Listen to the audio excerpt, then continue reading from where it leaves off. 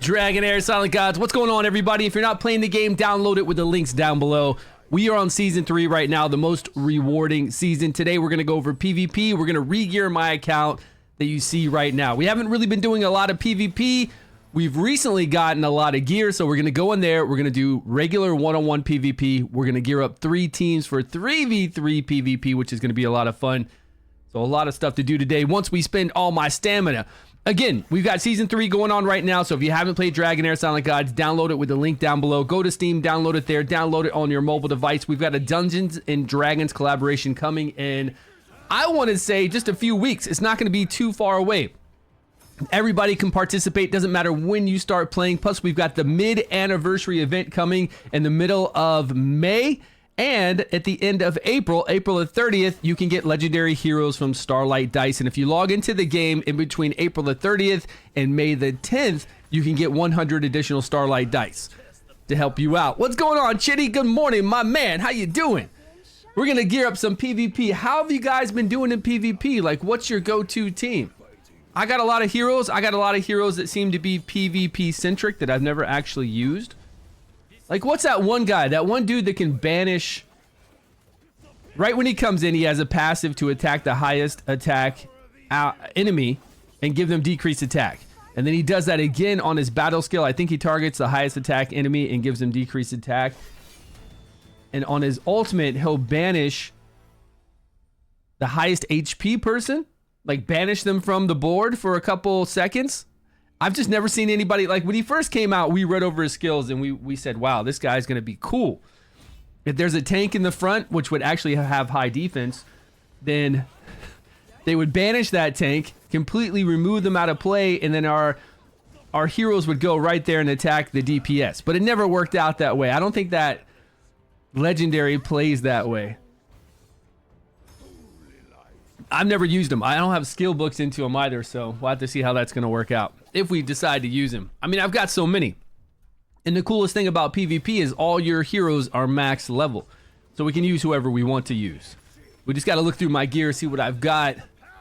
And artifacts, like some of my artifacts, I just can't level up right now. I need more. I need more essence to level up my artifacts. OP Gamer in the house. What's up, my man? Just starting the day, you know? Starting the day, got a some water mixed in with some energy drink. Because it's a little bit too strong, normal. I like to dilute it. And then jumped on some Dragonheir. Did some laundry. That's what I did. This morning, did some laundry. It's a nice, bright, sunny day today. It's supposed to be 78, which is one of the hottest days we've had so far. So we're getting into summertime soon. I mean, 78's good for me. I'll take 78 sunny every day, all day long.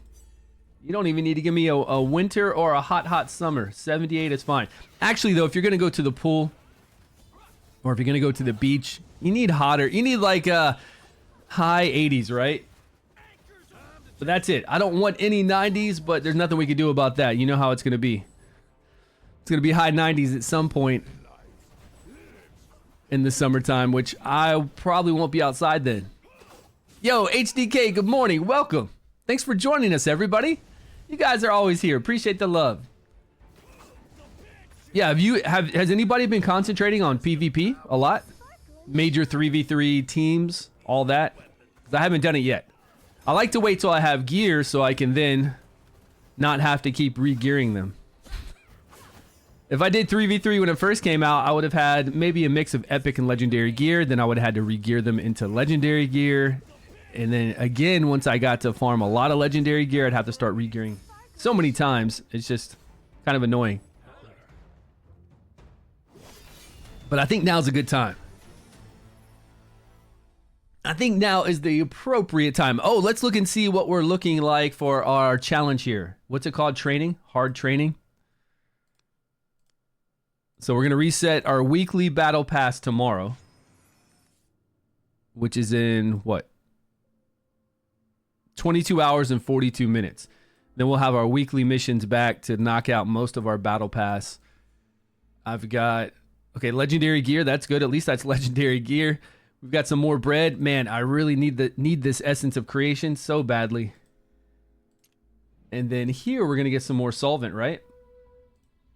And maybe Essence of Creation from this too, the hard training. Yeah, both. Okay, nice. Uh-oh, rank 2. This guy keeps going over me. Every day he goes over me to first place. And then at the end of the night when I'm done, I'm at number 1. But is he going to try to push hard before reset? I'm going to have to wait. I'm going to have to wait tomorrow. I'm going to have to do a lot, you know, to stay with him. And then I'll wait like an hour before reset and then get it in there, you know? Sneak it in. And we do have a new Ace Challenger. Okay, that's good. That works out really well for us today. We can craft 2 legendary artifact pieces. We're going to get 3,000 solvent. Any essence? 150 essence. Man, I don't know about you guys, but I feel like they need to really come up with the number of essence that they're giving us. All around. This legendary gear takes so much to level up to 20. Yo, twins in the house. Gold issues after doing my 3 chief teams on Vortex. I was running into gold issues all yesterday and the day before that. We were leveling up some gear, or at least trying to. We were taking them to 8, and then sometimes I take a whole bunch to 16 to see what they would roll to. And we had to start selling all my epic gear. Then we had to start selling my legendary gear that was flat attack, flat HP, flat defense.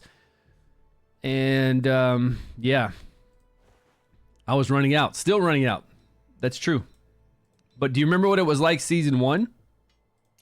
What was I going to look at? Crafting? No.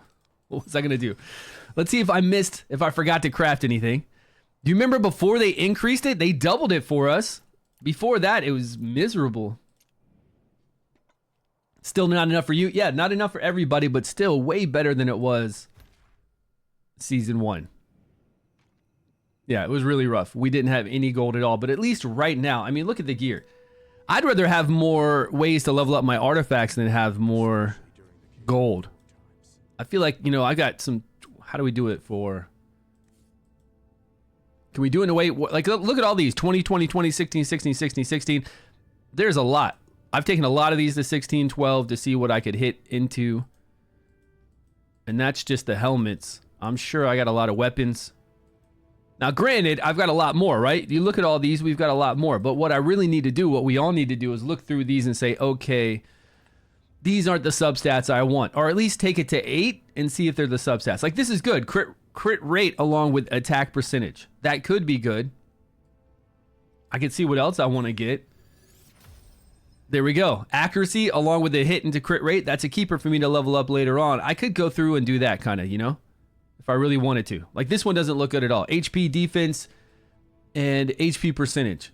This would be great on a tank or a support that I need to stay alive, or a support that does something based off of HP percentage for healing, but it's on a set that increases derivative damage. So this one's an automatic sell for me. You know, I would need to do a real gear cleanse. And I just, you know, who's got time for that right now?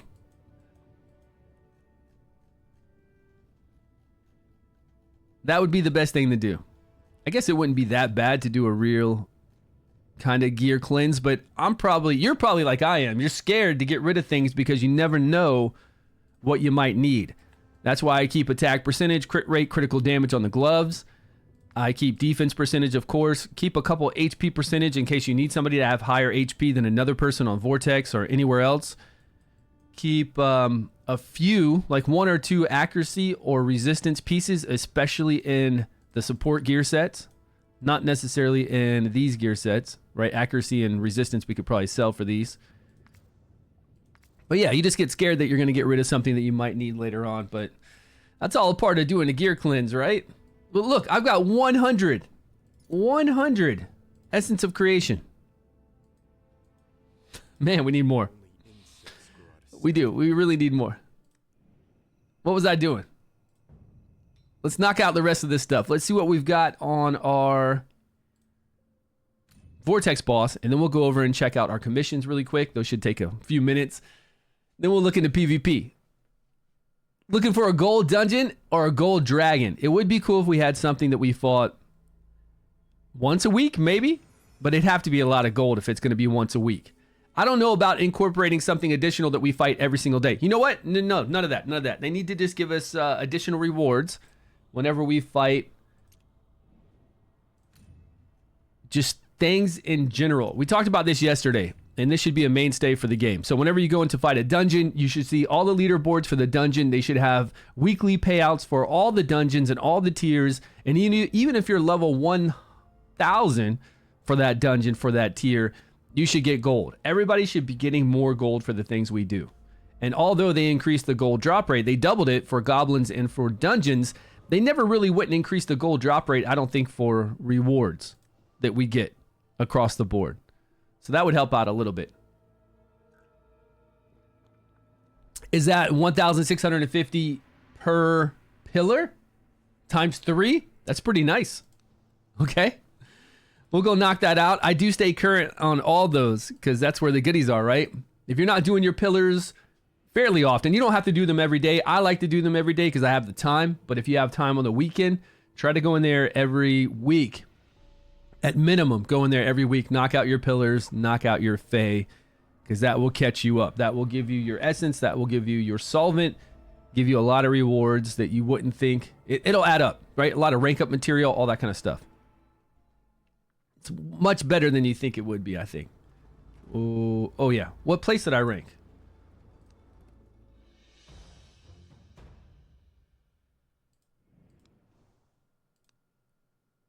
$129th. Man, look at all these rooks. They're all rooks. Rooks hitting up here with 591 million.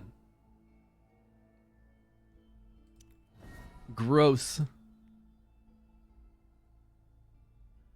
This guy's got one ascended rook. So he's got his artifact. He's got a whisk, Sacredia, 4 inspired is what they call it here. What's this one got? Same stuff. It's just rook, man. I don't even think Arslan doesn't even play anymore. He does play, but he doesn't have a rook, so he's SOL. Like one of the bigger whales, right? I don't know about the biggest, but I would say one of the top 5 whales, top 10 whales. He probably opened up so many thousands of dollars worth of dice on the season 3 banner, and obviously didn't get a rook, so there's nothing he can do. Mega whale probably spent, who knows, 10,000, 20,000 on that banner. Didn't get a rook because it's so hard to get, and now all these other people are just easy times. Blow you away, Mr. Whale. I got lucky. It's wild. I feel like they need to bring Rook a little bit in line. Season ruined by Rook. Yeah, I feel like they need to bring him better in line, you know? It's crazy they already nerfed him hard. And he's still doing what he's doing. They nerfed him very hard, right? Let's do our commissions. They probably took him down from like 2 billion damage to 500 million damage. That's a huge drop in overall damage. But it's just not enough. And I'm curious who did the playtesting with Rook in the beginning. For us to test him on the test server and see what kind of damage Rook was doing. Like, who initially playtested this dude and was like, oh yeah, this is all right. This is fine.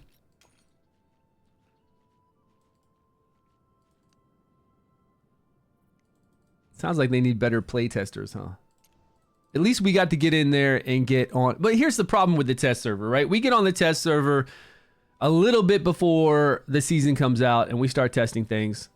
And we say, okay, Rook is overpowered, like massively overpowered. And then they do something about it. But then when we talk about legendaries that are massively underperforming, they don't do anything about it.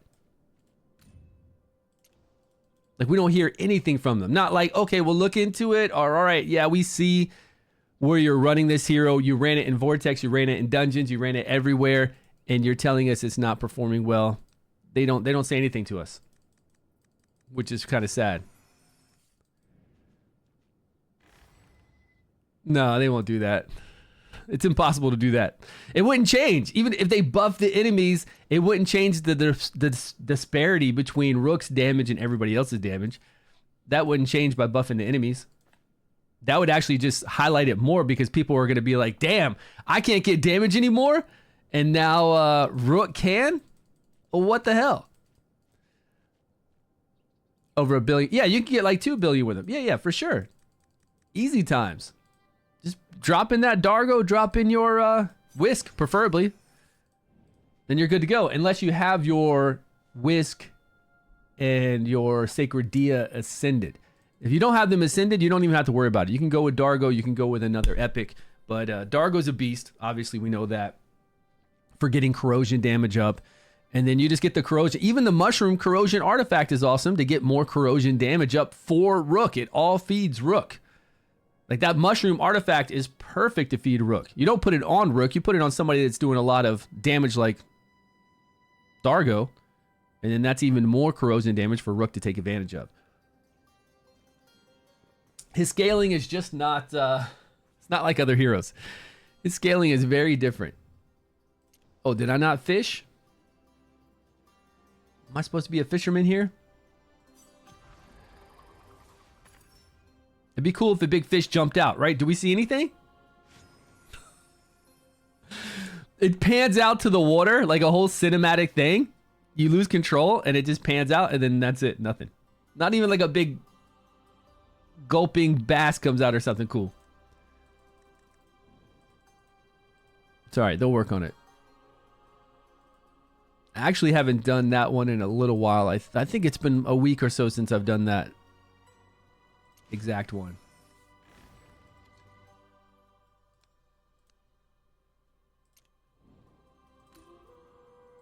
Okay, now what? How much do we have? They gave us just a little bit more. We can wait. We've already done our chief challenges. We can do our Vortex later. Let's pop into Arena and see what's going on. No way they buff the enemies. Now, releasing more overpowered legendaries. Here's the thing about that. I don't think they will. I don't think that they're going to be able to release a legendary that's as powerful as Rook unless they do it in a way that Rook, you know how Rook calculates its damage? There's no way they're going to bring another legendary in that does. I think Rook will be one of the all-time most powerful legendaries ever made just because of the way it functions. And I doubt they're going to make many others that function like him because they already know how extreme it can be. I think they'll balance him a little bit later on. I do. Don't you think? Don't you hope? Maybe they'll balance because he's doing crazy damage on chief challenges. Of course, at the in-game boss, whatever in-game boss we have at the end of the season, if you have Rook, you're going to get so much damage on that boss. It's going to be just stupid. Yo, Midnight, what's going on? Midnight, what's happening? What are you guys doing for Arena? I want to know what everybody's Arena team is like. Now, I went just boringly easy with Lightning and Necrosis is what I've been playing for quite a long time. Nothing fancy. I'm just trying to do a lot of crowd control. If the crowd control works. Let's get some accuracy here. So if the crowd control works, we come in here, we get decrease.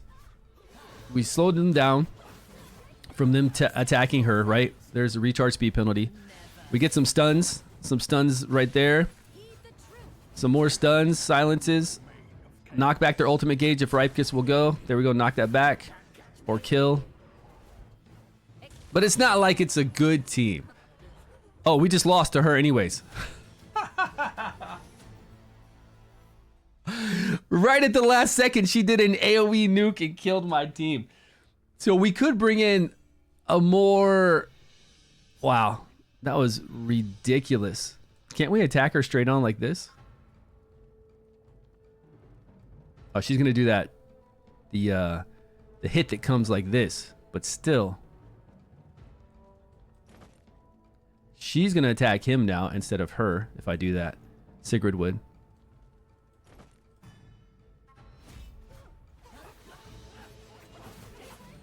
See if we can get Hivitar. No, she's not attacking Hivitar, and Hivitar just lit up my girl. So we need to take her away from there, obviously.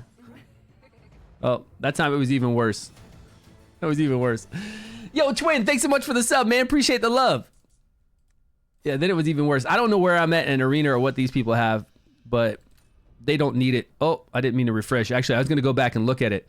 I was going to look and see what kind of gear she had on her, but that's what an exclusive's like, man. That exclusive was tearing us up. Tearing us up hard. But we need to look at gear, or at least we need to do that for 3v3. Let's look and see what kind of teams we have for 3v3. And let's look at, before I use all of my arena attacks. Let's look at what other heroes we have for fun. Because I was talking about that one hero, Revamp. Did you ever play that one hero that can remove somebody from the board and that decreases attack, the highest attack person on their team immediately when you come in? I've never played him.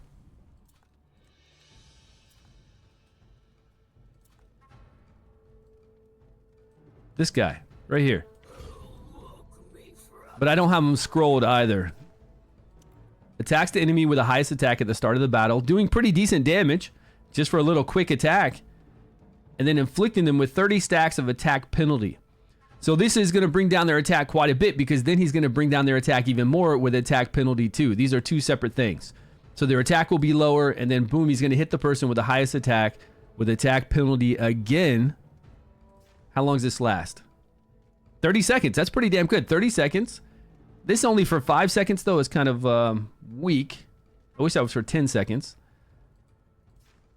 And then this one's supposed to enemy with the highest HP, reducing their ultimate gauge and then banish them. The target will disappear temporarily from the battlefield. Now, if this was actually good, I'd see people using this, but I don't ever see anybody using this. The target will temporarily disappear for 5 seconds. Highest HP. 3624.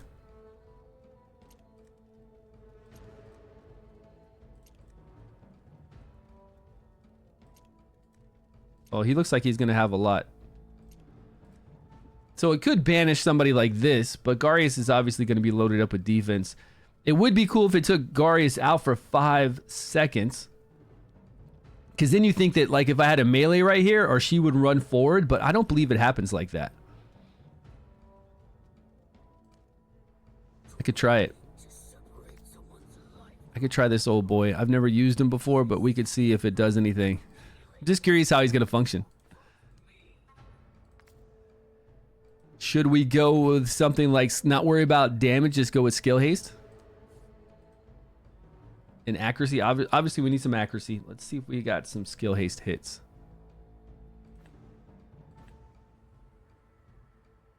I guess we could put the gear that we have Ripkus in, if it's easy to transfer over. Oh, skill haste, that's right. Yeah, let's put his gear on.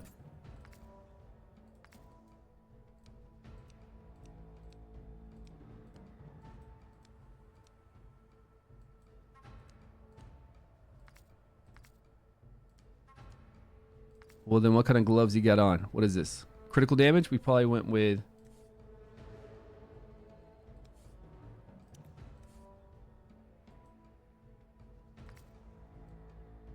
No, critical damage is good.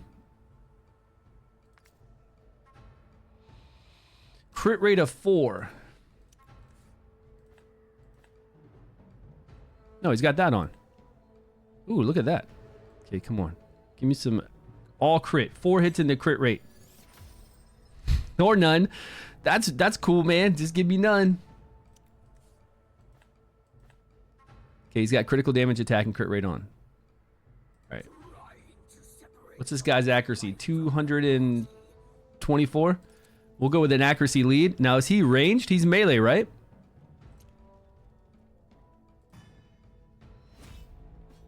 Okay, he just tagged Karf. And tagged him pretty good. That's what I'm saying. That's a pretty good hit. Now he's going to tag Karf again with his battle skill. Did he do his battle skill? What's going on? Here it goes. Okay, that time he got Filto. Filto had the highest attack at that time. Okay, so it changes. He's going to hit somebody when he first comes in with the highest attack and lower their attack. But then when he goes to use his battle skill, somebody else is going to have the highest attack because he's already lowered their attack. So he's going to hit somebody else, like the next person. That's kind of unfortunate because I wanted him to do a 1-2 nuke. Boom, come into the board, hit that person with the highest attack, and now his battle skill hits that person again and could possibly kill them if they're fragile enough, I guess.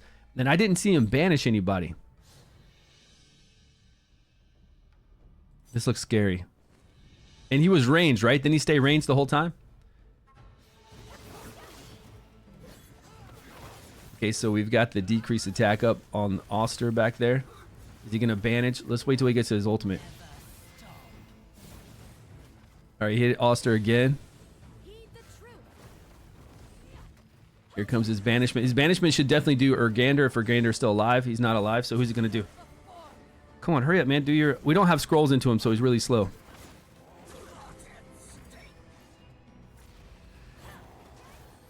Okay, 75% chance to banish, and I guess he didn't hit it.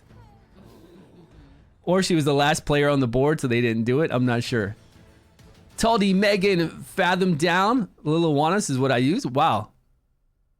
Fathom. I have Fathom Down too, but I don't have scrolls into him, so it's kind of harder to play these legendaries without scrolls. It's a lot less. It takes a lot more time for their skills to go off, right? Against teams packing some serious heat. You think so? I like that he kind of lowers their attack, but is that...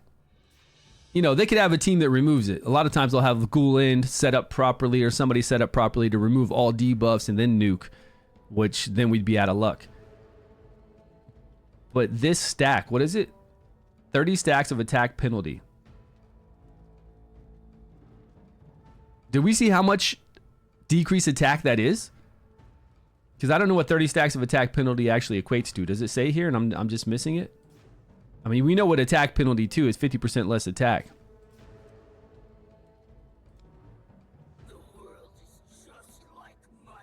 He does some work in PvP. I have Fathom Down. Actually, he would go really good with his team, but Fathom Down is... Oh, I can't even... Oh, I can see here. I can't see if I have scrolls. Fathom Down is melee, which is fine. We were using... I mean, what do you think Fathom Down compared to Ripekis, though? If they have cleanse, yeah. If they do like a cleanse cleave, it's a problem, right? But other than that, let's see how he functions again. Let's look at this guy's work.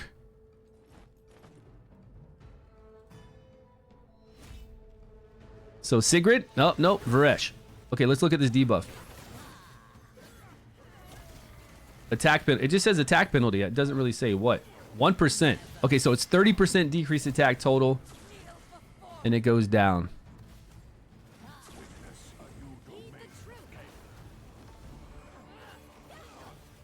I like his attack that it attacks the highest attack person. Even on his battle skill is pretty sweet. But now if his ultimate again hit the person, like if everything was always the person with the highest attack, that'd be pretty cool. His ultimate coming in and banishing the person with the highest HP is a little bit kind of weird, which would probably be Sagamir on this team.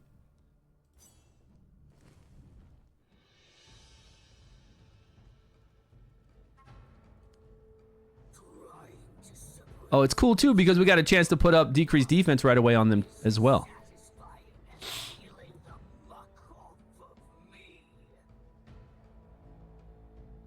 Yeah, very annoying. That's who I use. We're just trying this guy out, but who I use besides... Who I was using on my team always besides this was Ripekis, because he's scrolled. So we always had Ripekis in here with her, and getting that stun up right away on that battle skill, especially with her pulling people in, is awesome. And then Ripekis kind of has like that invincibility frame when he does his ultimate, knocking down the ultimate gauge, putting up the debuffs. Ripekis is a beast. Beast in Fey Meander and in Pillar as well.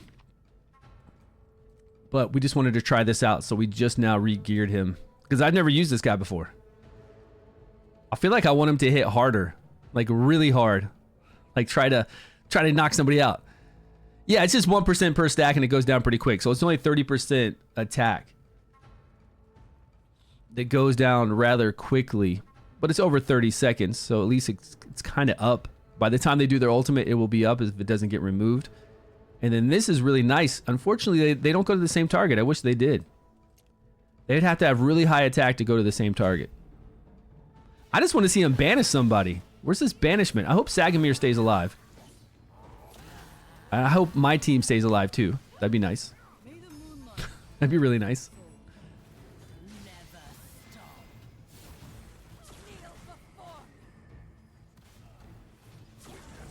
No, Sagamir is going to die here. Okay, we'll banish. Nope. He's not going to get a chance. It's cool. I like his javelin. His javelin looks really dirty how he throws it in the air and it comes down, but he didn't banish that person either. He killed him. Yo, Squizzly, what's up, my man? with those Rook teams, they're out of control, man. They are definitely out of control. Those Rook teams are wild. That's all you see are Rook teams.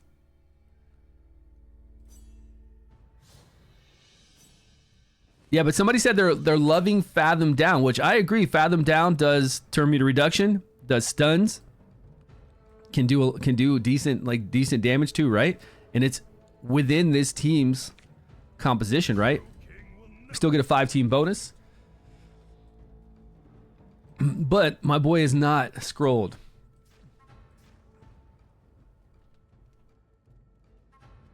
And I don't know if he's better than Ripkus. I don't know. I kind of like Ripkus. Let's see what he does. This hero has a 50% chance to reduce the current damage taken by 50%. Now that's nice. And heal. So he's got really good survivability over Ripkus. He's got obviously an attack lead. Oh, that's dungeons. Okay, we're not going to use that. 3x3, just like Ripkus. Debuff immunity for 5 seconds.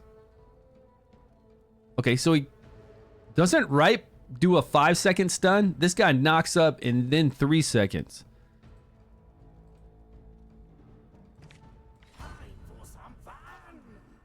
No, still 3 seconds. And still knock up. 3x3. And he does a portion of his damage as defense. You know what? I never even recognized that he does a portion of his damage in defense, which it's not a high percentage of defense. This is kind of a big split. 200 and I mean, it's still nice. It's still nice. I like that we can build him defense and not lose out completely with that. That's good. I should take note of that next time once I go back and regear him. So it's almost a copy of the same skill. Healing, so he has a little survivability with healing. This guy's got survivability when he's hit, 50% chance. This one, he gets debuff immunity, so a little bit better. All his damage built on attack. Same battle skill. Yeah, Ripkus stuns, man. Ripkus is awesome. Yeah. I've been using this guy for seasons after season in Fae to do the 3x3 stun. And then here, it's just insane because you got 3 chances to knock back their ultimate gauge by 20%. If you're lucky enough to hit even 2 of those 3 chances, you're knocking back their ultimate gauge so much with that stun too. Once they're stunned, they don't regain their ultimate meter. So stun for 3 seconds, no meter increase, slowed down with recharge speed penalty from him or maybe from somebody else, and then knocking back their ultimate gauge. It's a very insanely strong in Fae. Insanely strong. Okay, let's see how his differs. His is just a bigger range, but it's random. Summons lightning bolts to strike random enemies every 1 second. So 8 strikes, random enemies, and then the enemies around them also take damage. But it does do attack penalty and reduce their ultimate gauge. It's kind of very similar, right? They are really similar. Now, if there's a lot of enemies grouped up, this is going to do a crazy amount of damage. It already does 800% damage, and if you're doing additional hits on somebody next to them, that's well over 800%. If there's enough clumped up, that's a lot of damage. Attack down is nice. We don't have to worry about the variation that Ripkus has, and then reducing their ultimate gauge by 5%. We don't have to worry about a percentage. Like Ripkus's percentage to lower the ultimate is pretty low. I think it's like 50%. 35% chance to reduce the ultimate. 50% chance to reduce the ultimate by 20%. But we've got 100% chance to do 3 different debuffs. I don't know. They're very similar. And since I have Ripkus scrolled, I'm just going to stick with him for now. And they're both melee. All right, let me keep playing this guy. I got to wait till I see this guy banish somebody and what happens. I've never seen it. And I don't want him hit. Like, I'd put him up here so these two are the ones hit with AoE, but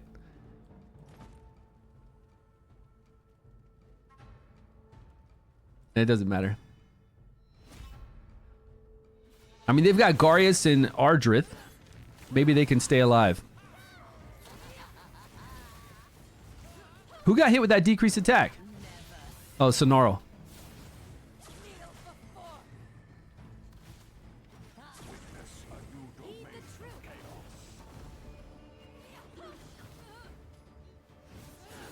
I think I need to scroll him.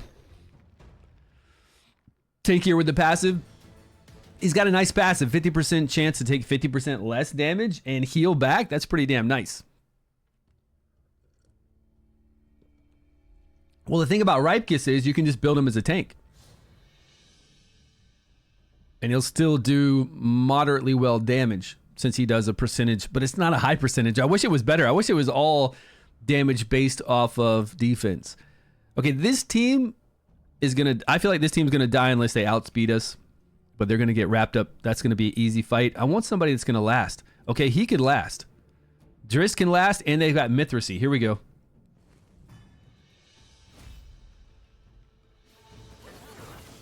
Okay, Driss got popped.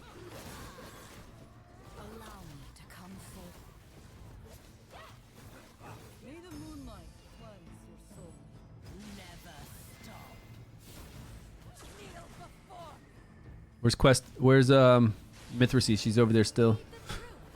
She's chilling. Damn, man.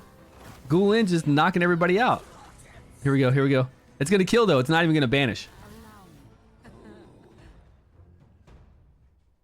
It really should be. Yeah, pure defense would be nice. I don't like the splits. I mean, it's okay because your guy will always have attack, right? You're always going to have attack no matter what. You've got flat attack on your weapon. You've got an attack stat itself, but that defense should be much higher. It should be higher than the attack portion of it. I feel like we're going to kill these guys pretty quick too. Oh, here we go. Whoa. What? Look at all this. Look at this team, man. Did they have any AoE attacks? Not really, so we'll just put our people back like this. We should definitely, unless they're just weak, we should definitely be able to banish somebody. Do our ultimate and somebody be alive. I don't know, they're kind of spread out. Acelia is way over there on the side right now.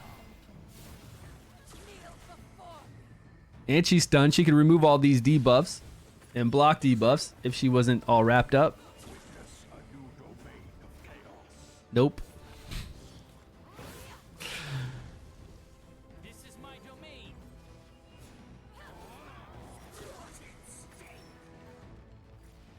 Oh, did that banish? That banished her, but she still sits there. And it's not like we go... Okay, see, that's why this doesn't work. That's why this does not work. And this is why I don't see people really playing him.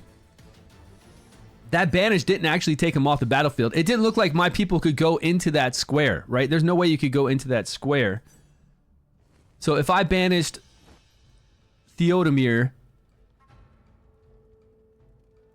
would my people... I mean, it looked like they did. They ignored her and started attacking somebody else. So if we banished Theodomir, all my backline DPSers within DPS somebody that's like Finya or somebody over here. Now, I don't like messing with Nesjinka, man. Nesjinka just automatically attacks. 0 cast time. She just automatically jumps on somebody, and she's even got her exclusive artifact.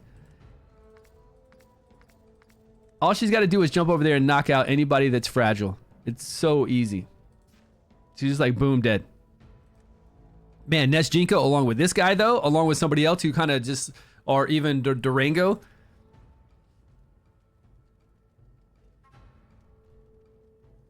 He becomes untargetable, can't attack. Yeah, you can't attack them, becomes untargetable, but it says it removes them from the battlefield. The target will be disappear temporarily from the temporarily disappear from the battlefield. While it can neither be moved nor be selected. Yeah, so they'll target somebody else. And I guess if you had melee, they would run past it. So if we were actually fast enough to do something like Theodomir, melee would just run past and target somebody else. It's all right. I don't think it's like all that. Now against Nesjinka, if I had that new ice legendary that we're going for right now, to where everybody gets a big shield, or at least a decent sized shield when the match starts, and then if you take damage, that person can get decreased attack. That would be a good legendary to put up against Nesjinka. It'd be the only option I have. I don't have anybody else that covers me. Do I? Do I have anybody that kind of gives me coverage right when the battle starts? Oh man, this guy. Best legendary in the game. Best Lego out there.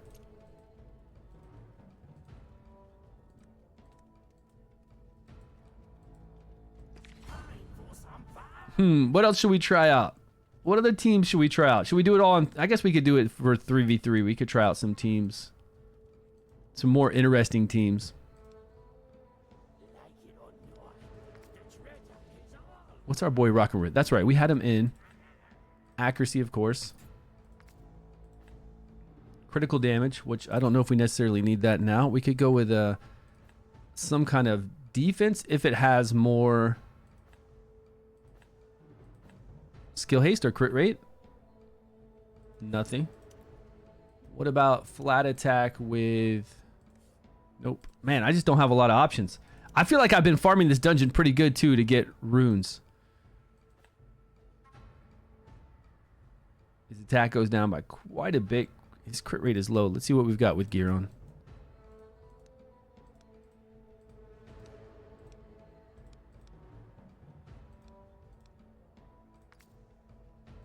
%71. Kind of accuracy? 250 accuracy.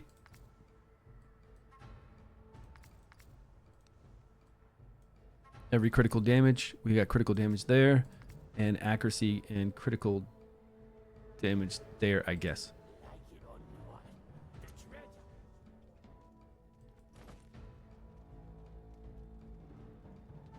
Okay, let's see who Nesjink is going to jack up. We're going to go defense lead.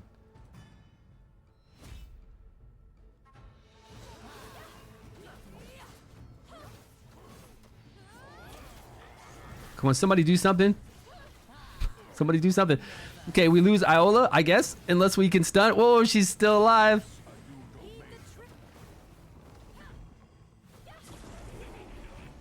You guys got jacked up. Utir time to shine. But like, if he came into the battle and he already had increased defense and revive on death on your team for 10 seconds right when you zoned in, I mean, that would be pretty sweet. Right? And it wouldn't make him overpowered because when your people die, they're dead. He can't revive anybody. And somebody could remove that with removing, you know, removing buffs. So that wouldn't be too overpowered and that would make him actually pretty cool, especially for arena. Right? I would like that. Right when the match starts, we get increased defense and revive on death for 10 seconds. And then he has to start casting it on his ultimate. That'd be pretty cool. Hopes and dreams for dev team. It's kind of sad because he was the very first legendary we all could go after. And we tried so hard to get that guy. You know, we did whatever we could to get him because he's the first legendary. The game just came out. It was global launch. It gave us something to do, something fun. And then we got him and play tested him. And we didn't have the test server back then either. So I had to put my scrolls into him. I had to do everything, I think, to test him out. They should have let us get our scrolls back from him. That's what they should have let us do. If you spent anything in him, they should let us get it back. Man, what is up with Varesh lasting that long? What was he doing?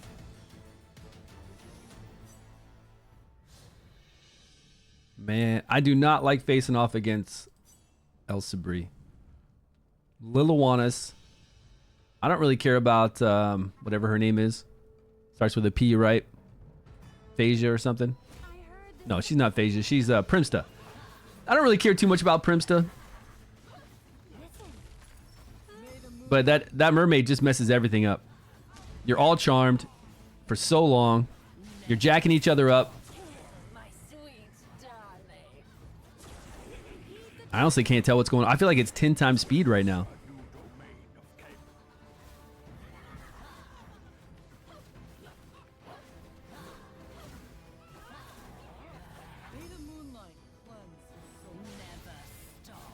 We don't have any healing. We better get to it. There we go. Use money to get him Oreos? What? You completed the event and then you had to go spend money to get the gold currency. The dragon eggs. I don't know what they call that gold currency, and to buy additional fragments of him. Oh man. Sorry. I am very sorry about that. This team could light us up.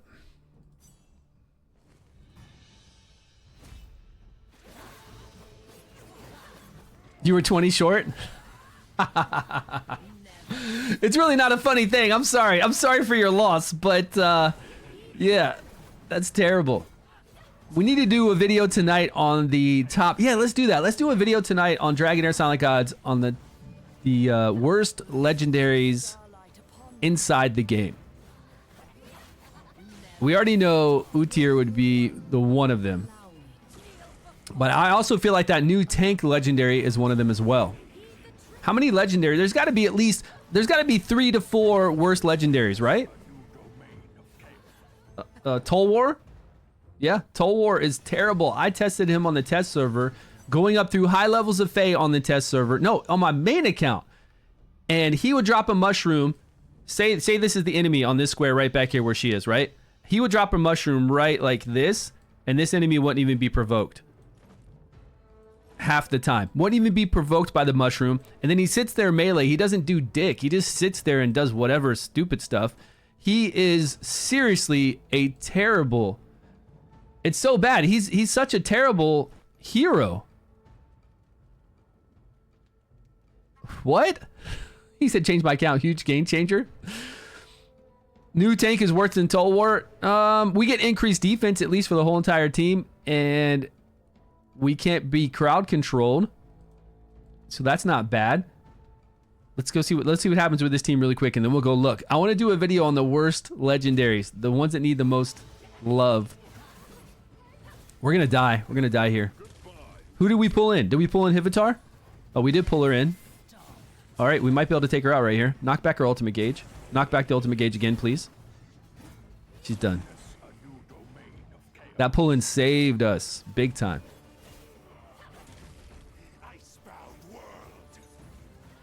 Maybe he should bring Hivitar up one on defense instead of putting her in the furthest back.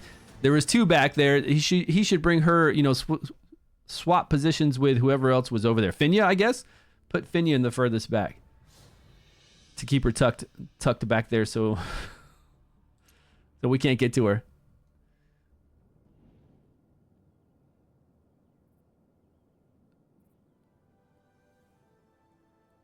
Elminster? The Elminster legendary? Okay, let's look here. Let's look at all these legendaries and have a discussion about them really quick. Let's do a video on the worst legendaries. Okay, looking at all the top legendaries, Garaka is awesome. Karf is awesome. I really like Karf. Karf is just an amazing hero that they put into Season 2. Great all around for any team, especially with Witch's Remains. He's just fantastic to hit the whole entire board. All these heroes are awesome. I just pulled him recently, and this guy is actually really strong. If you're a new player and you just picked him, put your resources into him. The guy is insane. Felicity would be cool to pull from the horn or from my purple dice soon. That'd be a nice pull. Holdork, I don't use a lot, but he does have a lot to him. I've used him before. I just always have more options than Holdork, so I don't use him. Removing buffs, applying debuffs. He can stun. He can do 50% additional damage if he's close, although I've never seen him do a lot of damage. You know what guy I don't like? I don't like this guy. Out of all the wild heroes, I think this legendary wild hero is the most lackluster. He just seems boring to me. Boring. So boring. I don't know if he's like more like trash. I don't know if he's trash. He can do some damage, but when you got Total Man ripping it up with so much damage, this guy just doesn't bring a lot of. They need to kind of do something with his mechanic here. He can do some big single target hits, but you're not doing that in arena. You're not trying to bring in some single target hits. His shields are pretty good. Which one? Yeah, Elminster's sweet. Yeah. He wasn't downing Elminster. He was saying that Elminster can do what the new legendary can do as far as blocking. Elminster's great. You're getting some cool shields that are as good as Adolphus, but they're on a battle skill. So if you took Adolphus's shields on his ultimate, cut them in half, that's basically what Elminster does. Plus, Elminster blocks you from taking crowd control. And then he does decrease attack, decrease accuracy. And he's got his own special artifact to do all that too. So that anybody can use, of course. Yeah. Elminster's a solid support hero. There's nothing wrong with him. Victor's been awesome. I don't know about you guys, but for some reason, this little dude is pulling in some serious damage. He's doing a lot of debuffs, and he's very unique with this blind. Blind prevents your basic attacks from hitting, which is a lot of additional damage. And this guy has a crowd control in with all these debuffs, which we don't have any other hero. The ones that are like Ripe Kiss or Pargu, all those ones that can kind of do these variable debuffs. Nobody has a crowd control in there. Even though blind isn't like a hard crowd control, but it's still pretty awesome. This is really cool with him too. And then, I mean, I don't know. I feel like this guy is really tearing it up when I play him. And I use him in all my dungeons pretty much to get debuffs up, to do AoE damage. And in Ancient Battlefield, he's awesome. Victor's awesome. He never gets his ultimate off in Arena? Oh, I don't know about Arena. I'm just talking in general. Like, I use him in all the dungeons.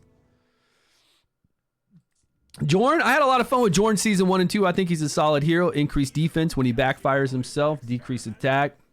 Removing of buffs. Knocking back their ultimate gauge. Jorn is actually really strong. We all know Ashe is amazing.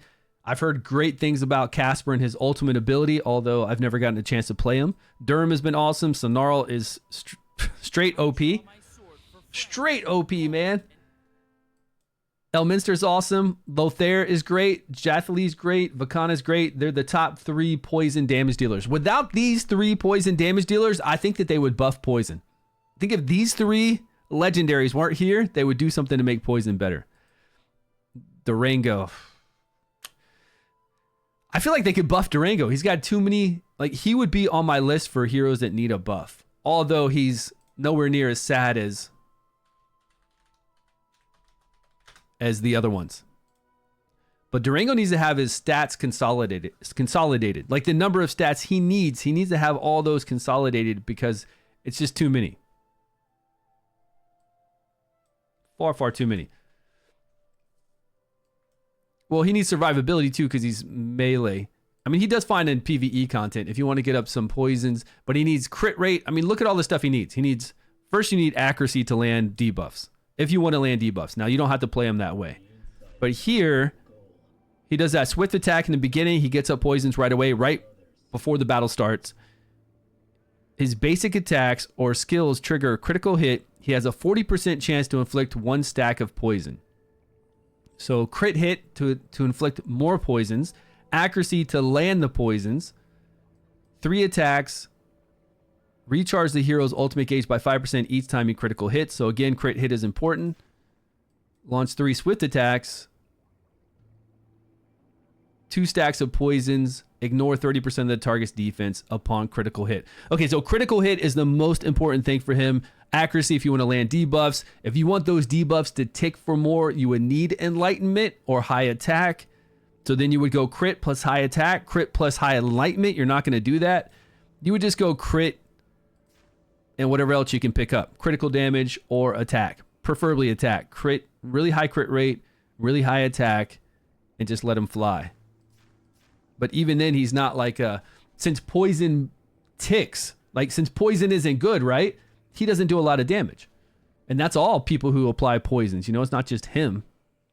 I wonder what his single target damage is compared to our boy Eli. I wonder if we put the same gear on Durango and the same gear on Eli, although Durango is more AoE driven, right? I wonder, well, Eli's pretty good AoE too. I wonder what they would do on 3 targets, and I wonder what they would do on 1 targets with the same exact gear. High crit rate and high attack. Urgander, I used to play a lot, man.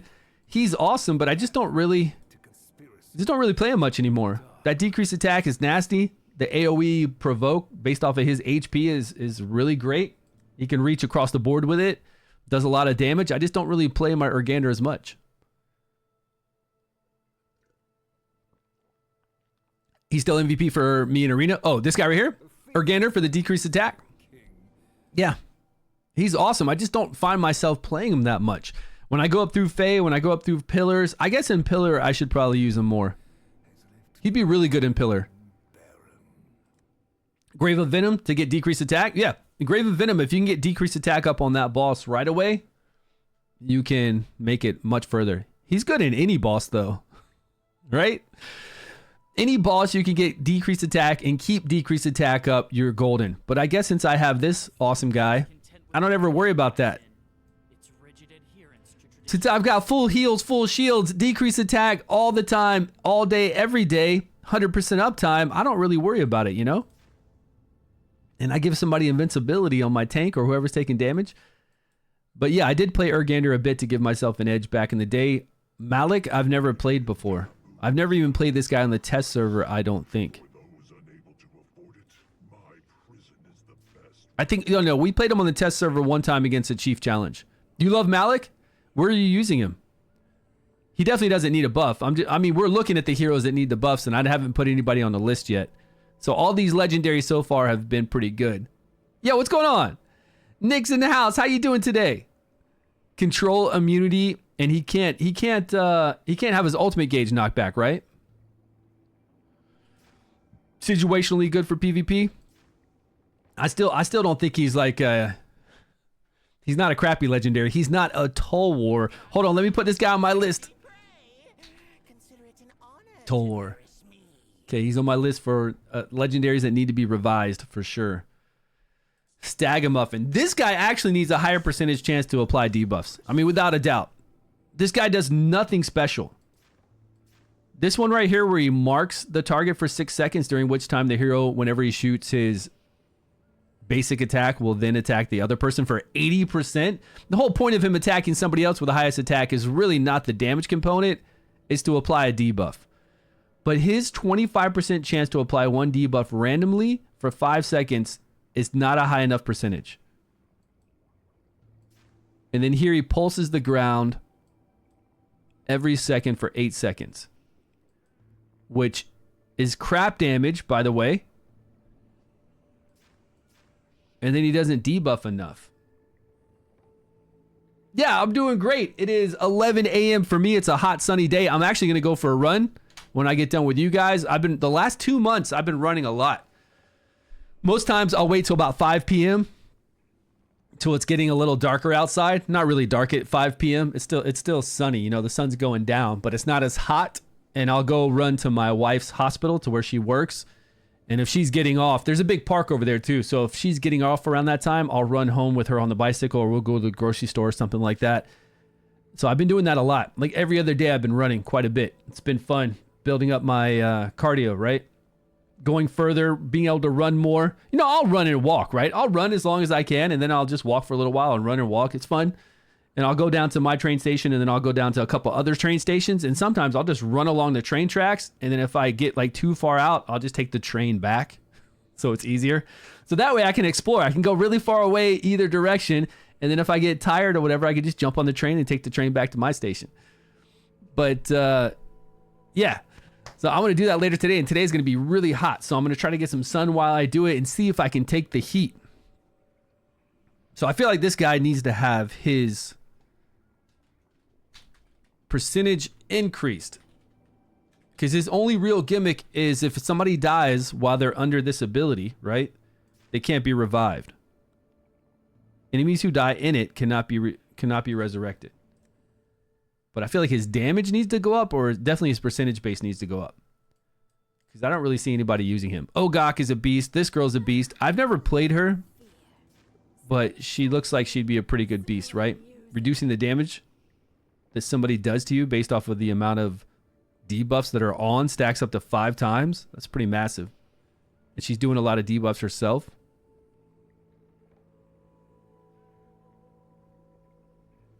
I'd have to test her out. I don't know how powerful that ultimate is.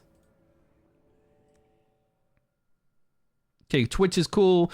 Whisk is cool. Rook, he definitely needs to get buffed. Rook feels like he's a little underperforming right now. Maybe we could do something with Rook for a red-blue battle this week. It's pretty close. Yeah, it is. It's crazy close. We did so many fights here on stream. You must have missed that stream. I don't know who's gonna win it. Maybe Karf can pull it off and nuke that whole entire team. If he does, it's game over. I think he could. I really think he can. We'll just have to we'll have to see how it plays out on their end. Because I did talk to them. They said that both of their elemental affinities are maxed out. Major buff. Yeah, I feel like they need to revert his nerf they did to him. I don't know what's up with that. Avelius is awesome. Garrett's awesome. Grishnar I've never played, but I haven't ever heard anything great about this guy. I would think with gaining 20% damage reduction just flat, taking 20% less damage is pretty cool. He can deal derivative damage, which I think is pretty weak on a guy like this.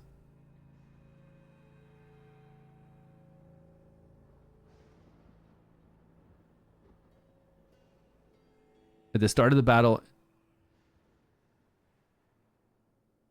skill movements. What are skill movements are not required during casting? Isn't this guy an exclusive? He's like the worst exclusive out there.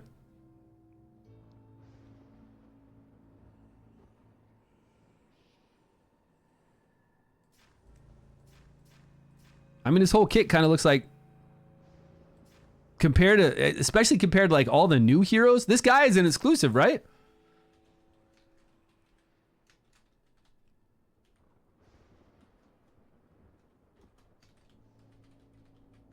Well, we could look and see his artifact, but I'm positive he is. What does his artifact do for him? Nobody has him. I just don't think he's that great. I think people have him. Garrett's awesome. Najink is awesome. Tomorrow's awesome. Man, I would like a Tharvel. That'd be cool. It's this chick, right? Yeah, this new chick is not it. Very underwhelming. What is her name? Stan Guillaume?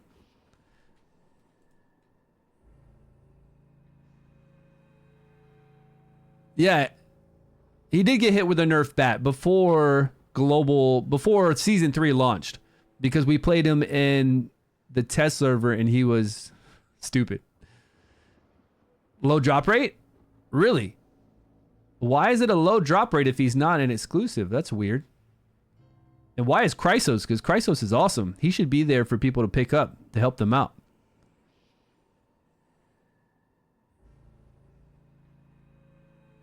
Yeah, he's an exclusive. He is. What's up, JR? This girl's pretty garbage. They need to do something with her. Nessa? Oh, all these legendaries like this need help. I want to put her on my list. Perk is fine. Sooth is awesome. This guy's okay. Biome Free is okay, right? Zephy's awesome. Fathom Down's awesome. Gillian's cool. Filto, yes. Awesome. This girl right here, I'm telling you, if you're a new account and you pull her, there's not one dungeon and even the Vortex boss that she's not good in. This girl is awesome everywhere. Once you have her, Grave of Rot's a joke. All of it's a joke. Everything. And you can still play her. Do I play her in my... Okay, I don't play her in Ancient Battlefield. Although I could, because her ultimate does the debuff immunity. I could play her in Ancient Battlefield. I do play her everywhere else, though. I play her Heretical Runes, Rot, the Harpy one. I even play her on my Harpy team right now as my main healer tank. And everywhere. Vortex boss. She's pretty awesome. I think she's disgustingly powerful. Doesn't have what? An exclusive artifact, you're saying? Oh, people don't have? He doesn't have an exclusive artifact? Mithrace's an exclusive? I didn't know she was an exclusive. I thought Elsa Bree is an exclusive. Yeah, Berenger doesn't have it. Yeah, she is, right? Did they have a list? Did they have a list somewhere of like all these, like which ones are the ones that have low drop rates? I didn't know Mithrace was one. No need to tread on eggshells. I mean, I know she's crazy powerful, without a doubt. I'm glad I got her over the Lindor. Donella is okay. Man, this one needs help. Phasia's awesome. Sagamir's awesome. Linkos, garbage. Urion's all right, I guess. Ally protection, right? Hivitar's cool. She's going to be cool when we get her. Vinyar is awesome. Lucinia, yes. Beldel's fine. Zorak, I don't know. I don't really like this guy that much, but he's all right. Elsa Bree's ridiculous. How is this guy? This is the one that we can get from the Horn and from Purple Dice. I feel like they should make the Horn and Purple Dice heroes better if they're not awesome. Like Tolwar, they should take Tolwar out 100%. I don't want any new player pulling Tolwar.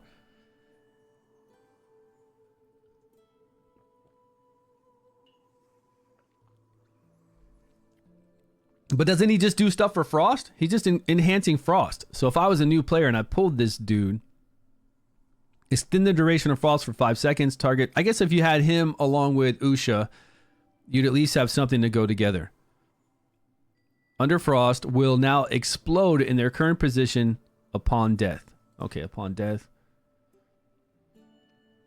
I mean, here it's just a normal skill. This is a legendary with a normal 3x3 dealing 320% of attack and applying Frost. You know how many rares and epics we have that'll do a 3x3 apply Frost at 320% attack? Grants the... Yeah, this is the guy that grants the increased damage to Frost people. I don't like him. I don't think he's great. But as far as a Horn purple dice hero, I'd rather use Usha, to be honest with you. I'd rather use Usha.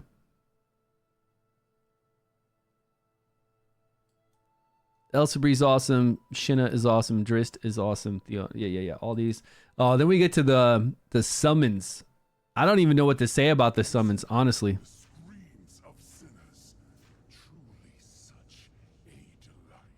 I have so many of these heroes, right? Let me see what kind of summons I have. Oh, I have Urzilis and Liliwanus. Is that it? For legendaries? I thought I had more.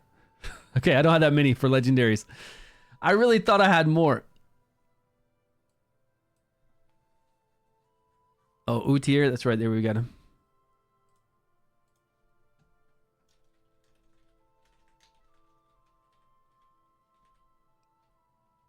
Utor? How do you say his name? It'll make you sad and confused. Summons will. Poor summons. There's so many Frost characters. There are, and we should have more Frost. We should have more, like, it's got to. Like, next season, season 4 has to be heroes that we already have. There's no way they're adding another damage set. They have to expand on it. Otherwise, this game is done, man. If they don't give us more Shadow legendaries as well as more Summon legendaries and then more Frost and more Ice Blast, I don't know what they're thinking. It'll be stupid. Like, it'll be really dumb if they don't just start building upon everything they have. If they don't give us more Wild and more Burns, then it's just going to get really stupid. But it's weird, though, because something like Burns, there are actually a lot of Burn and there are a lot of Wild. That doesn't mean you should stop, though. You should add on to it so we can make some more team comps. Unless you're going to bring in a hero that does Burn and Wild together. I don't know, but it'd be really dumb if they brought in another damage type. Like, stupidly dumb. Torrent's awesome. This guy was okay in PvP. We just tried him out, but I'm not big on him. Primsta Ghoul-In. Okay, so the only legendaries that I saw that were really lacking, besides summons legendaries, yes, of course, are Tolwar, Stagamuffin needs a higher percentage chance to apply debuffs. Grishnar seems pretty lame. Stanguium, that new tank. Nissa and Uter.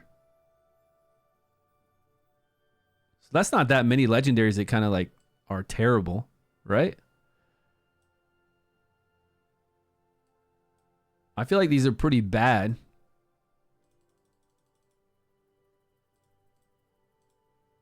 These ones right here, you guys know all these heroes?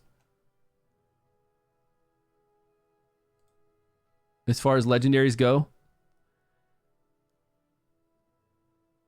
I guess that's not terrible. It's only a few. But if it's only a few, couldn't you go in and do something about... Oh, well, actually, there's more than this. There's the new Aura ones, like Linkos. What's his name? Linkos. That guy seems just to be so bad. I don't know. Maybe I'm playing this guy wrong, but every time I try to give him high attack, high anything, dude, the dude's just garbage. I've got him scrolled on my account. I've used him many, many times. I've used him in a lot of different ways. I use him with the exclusive, and this guy cannot just do work. It's just lame. Like, when this thing comes out, I can see this little attaching... like, you see this little thing bobbing in the air, and it's supposed to do damage whenever we attack as well. whenever whoever is attached to your highest attack person, but this guy's the worst. Just build on that. Right, shark bait, absolutely, man. You've got 2 elements per build on that. Usually those 2 elements are single target or AoE. Even if they're not, it doesn't matter, but just build on that, please. Let us make some more cool teams. Me, I didn't roll the bride. I would have loved to. Every new season, 3 new damage types. That would not be good. That'd be so bad.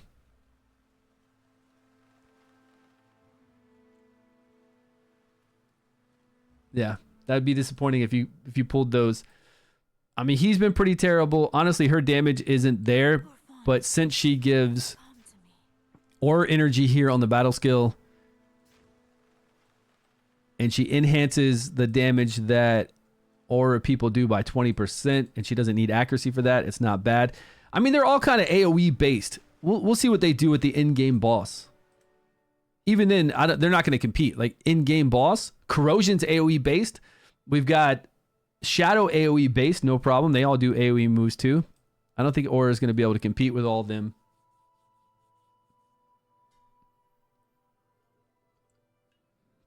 They just take too long to get going. And then, yeah, then we've got people like this, right? Who's running around using Charlatch? Anybody?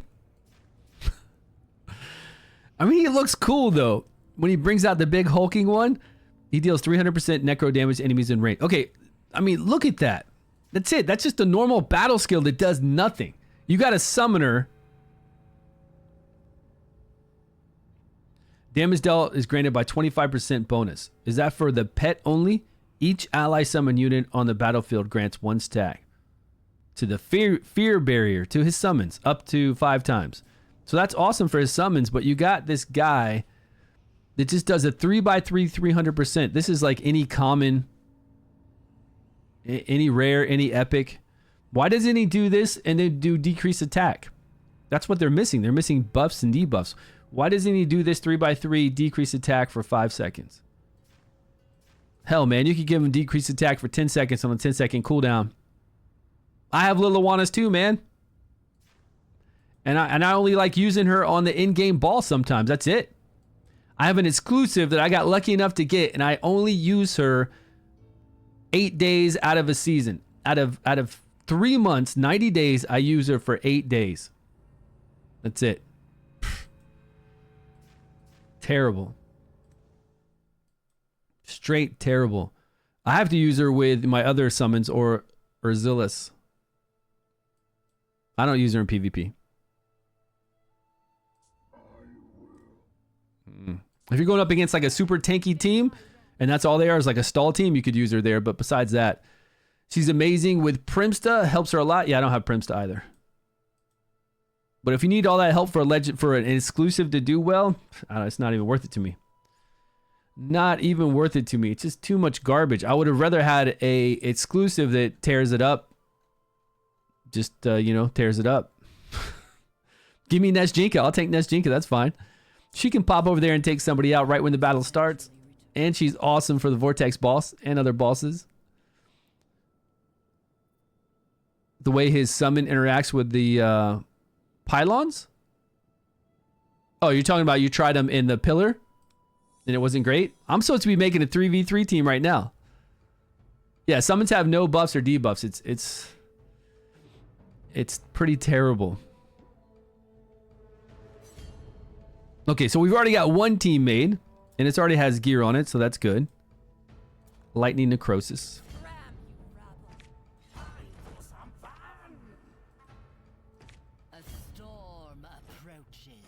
A storm approaches. Who else do we have on this team?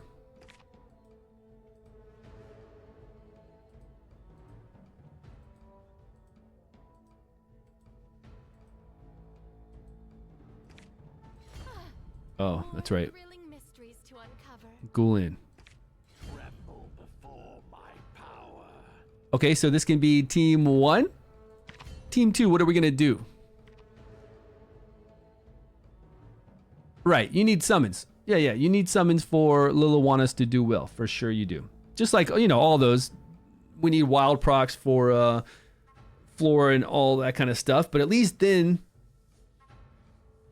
I don't know. They're not these summon guys. These summon guys just kind of suck. I wish the summoners did do some debuffs and buffs. It would make it to where we could use them in boss battles. And we could use them more effectively going through Pillar, going through Fae. We could actually have some fun with them, you know?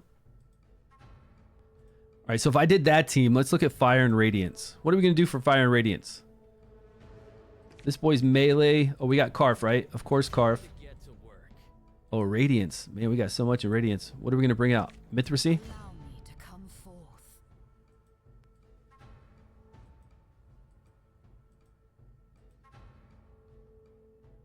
I don't feel like we need Snarl with our girl here.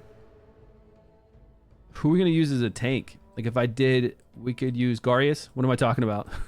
Yeah. We use Garius here. He's always great. Okay, what kind of damage are we going to get? We could roll Durham, but Durham doesn't have the motion. Oh, he's not even scrolled, right? Let's not roll Durham. Okay, so we got Karf. What else? Who's gonna do some nukes in here?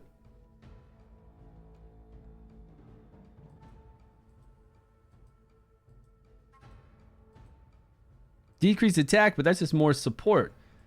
Oh, we could bring in her, but I don't know, man. She only does 500% of attack. It's guaranteed to crit, but it's only 500% of attack. And she's melee, but she can't die. First off, if she doesn't have block buffs on, she can stick alive for a little bit.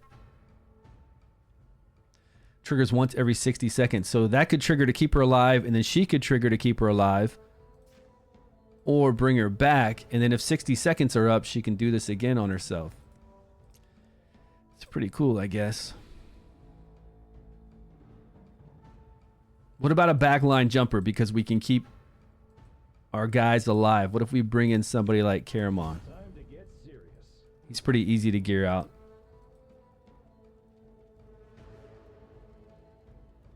If the enemy is under attack down, yeah, the Emperor set, we could.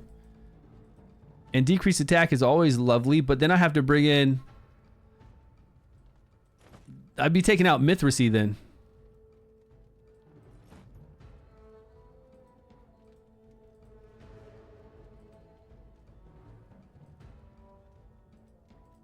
I actually like Sagamir. Sagamir is so much fun. The way Sagamir runs around and knocks people up, it's so fun. Cats, I hope you pull him. Snarl is a game changer for dungeons and all that. Vortex boss, so much fun. Uh-oh, Poison Ice. What are we going to do for Poison Ice? We're going to bring in Varesh? Are we really going to bring in Sigrid? Are we doing this? I'm tired of seeing Sigrid, man. All I ever do is play Sigrid since season 1. What do I have legendary? Oh, yeah. We got our boy Theodomir. We have a 4 ascended Drist, although he's not going to do...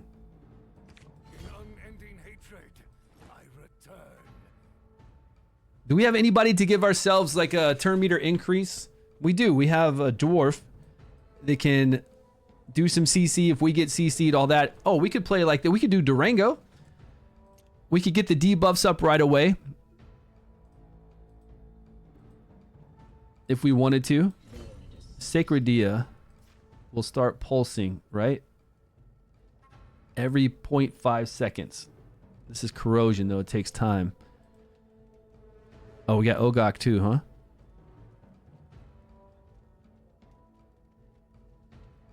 They should make more heroes like that are fun, right? Like Snarl. I mean, they are. I feel like this season got a lot of cool heroes that aren't the, like Victor, Snarl, Finya, Theodomir. We got a lot of cool heroes that weren't part of a damage type, which is awesome.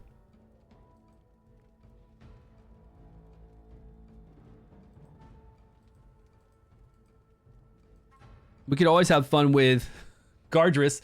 I love this guy. I need to go skill him out. Gardris, he is pretty fun. Like if he gets off his ultimate and knocks them all the way to the furthest part of the screen and stuns them, recharge speed penalty. We get decreased attack here. And then this one, the hero has a 25% chance to get the whenever he gets a debuff, right? This hero has a 25% chance to immunize, not take, right? Be immune to it. Inflicted debuff. Each time this hero is immune, recharges ultimate energy by 25%. It's pretty sweet. Like if you take this guy up against somebody like Urgander, Urgander's going to try to apply decreased attack on him quite often, just from him attacking him with the basic attack. And then this guy's eventually going to say, all right, no, I'm not taking it, but I will get a 25% increase ultimate over and over and just start blasting the other team. Like this guy's really cool against Urgander. Gardress. Horse tossing is carried at Gardress last season. Nice. Oh, they're not together though. But last season, yeah. But Gardress can be a really sneaky one, especially up against all those Urgander teams that are annoying as hell. And then we've got the dwarf here. Where's he at? That can, when an enemy is inflicted with control, you gain 10% ultimate energy to the ally with the highest attack. When the ally is inflicted with control, reduce the ultimate energy of the enemy with the highest attack by 20%. That's pretty damn strong. He's got recharge speed penalty. He's got a 3x3 with a stun for 5 seconds and attack penalty 2. Is that all the kind of fun stuff we have? I think it is. Then we just go to Frost. Frost. Ice Blast. Ice Blast. This dude, which I have no idea what he's doing. Is he the one with the stealth? When an enemy is inflicted with invisibility, shoots an arrow. Yeah, he's a stealth guy. I've never played him in Arena. When an enemy dies, the hero gains their remaining ultimate energy. That could be fun.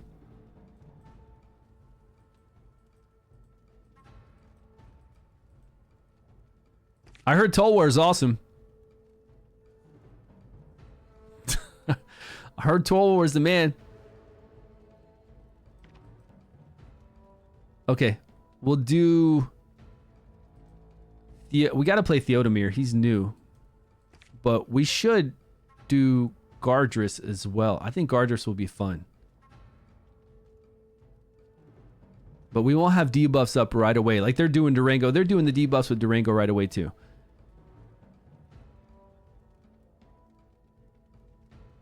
Should I take out Theodomir? Let's go for a drink after work. And just have some fun like this? Move him around where we need him?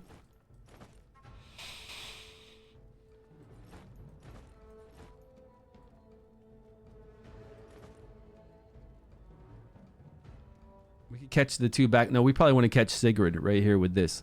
Okay, but we got to gear him out. Okay, this team is geared. But man, I'm using like all the gear. What am I supposed to do with those other teams? I don't have artifacts to go around like that. They don't even give us enough to level up artifacts. What am I supposed to do? Okay, our boy here, we'll give him the Manicore statue. Okay, who's the highest DPSer on each team? I guess it's going to be her. So for her, I want to make sure she has good... Like, I got to have good gear on at least one damage dealer. And Tamar and everybody else is taking that gear.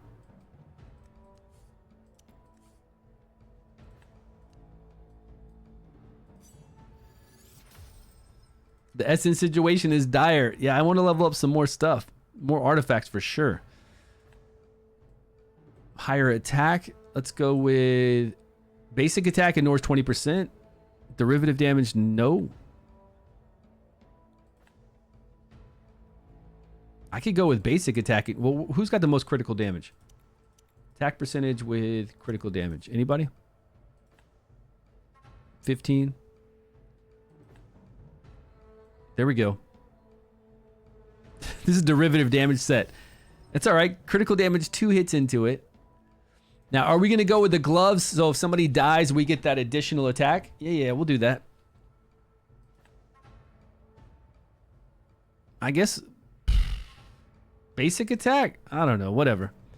We've got all our gear on a lot of other people, so we can't be too picky. Let's go with critical damage or attack percentage with... Let's go with attack percentage with critical damage first.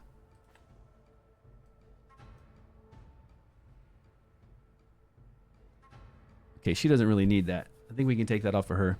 Iola doesn't really need that. And if we go critical damage...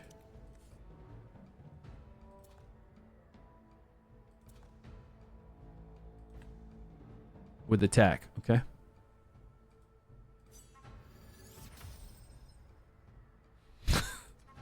Okay. What?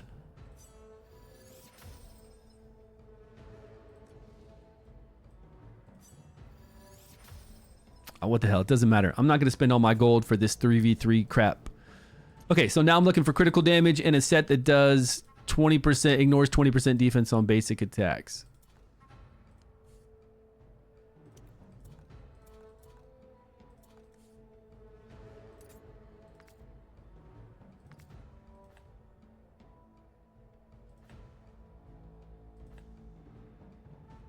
Attack percentage. Attack percentage. Okay. There we go. We got to hit into critical damage.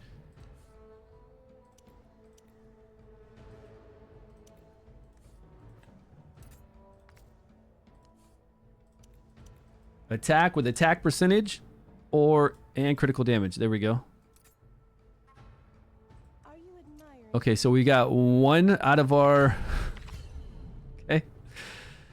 Garius, do I have anything to actually keep him alive now? We've already used our tank set on somebody else. And we already have the... No, I don't think I'm using... No, we're not using that staff on her. We'll move it over to Garius. And we will give Garius... ancestral protection if we can. Do I have another defense percentage? Beautiful. Oh, actually, we could give Garius the healing, right? So do we have another defense? We do. We've got it. Nice. Done deal. Now, do we have defense, though?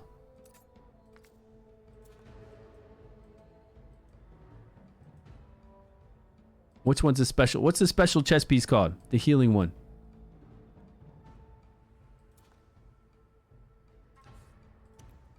It's the blessing. I have flat defense or HP percentage. This drops his defense by 470. 500 and something. 700 and something. What the? Damn it, man. Hey, Rex, what's going on, my man? It's going well. We're looking at 3v3 arena teams. I'm trying to gear everybody out. We've already geared one, which is our main team that we used before.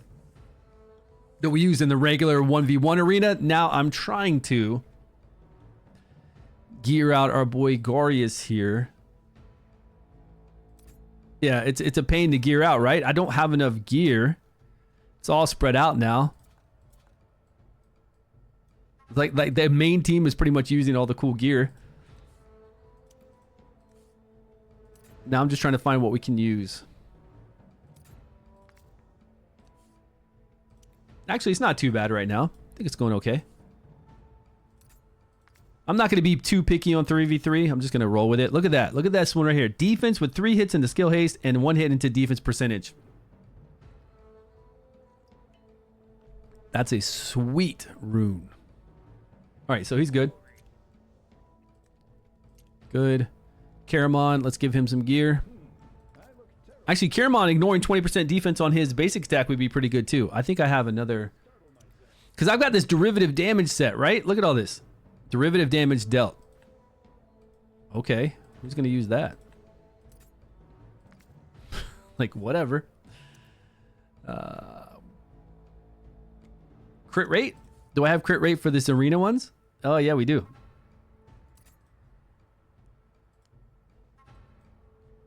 And I'm out of gold. I am out of gold. He's OP, man. What are we supposed to do? How am I going to make a 3v3 arena team with me having the actual gear, even though it's not the best gear, but I have no gold to do it with? What's that about? Am I supposed to go in here and sell? Can I sell from here? I can't.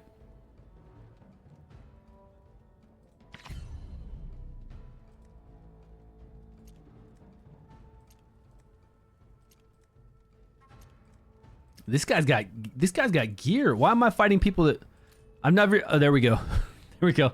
I've never even done one battle. I'm like, why do all these people have gear on them? No gold, no essence feels great.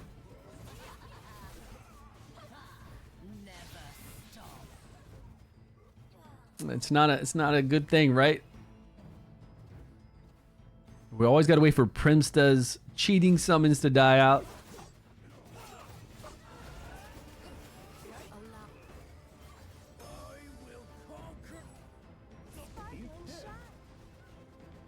Okay.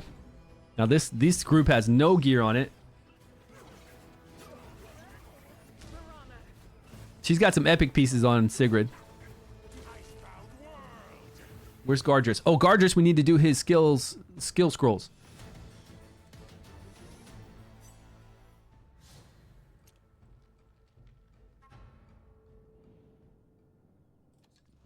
Only insects grow out of stagnant waters. Hope and opportunity. Excuse me. I'm not good at singing. What'd she say? She's not good at seeing? Excuse me, I'm not good at seeing? Because you're out of the water? Well, I mean, what's going on with her?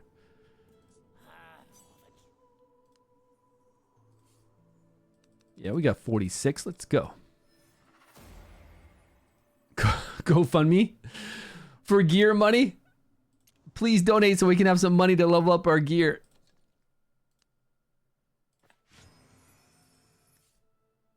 It's pretty sad. I mean, when you look at something like this, where's the gold? There's no gold reward here. What do we get for these challenges? We get 450,000. That's the problem, right? We need to enhance all the gold rewards we get. Now, this is for the highest tier. You know, 450,000 gold is not even enough to level one legendary piece to level 20. We need like 520,000 or something. It's not even enough to do one. Okay, that gets us no gold. That gets us no gold. No gold, no gold. This daily login, let's see where they give us gold. 50,000 for the whole month. We get how much?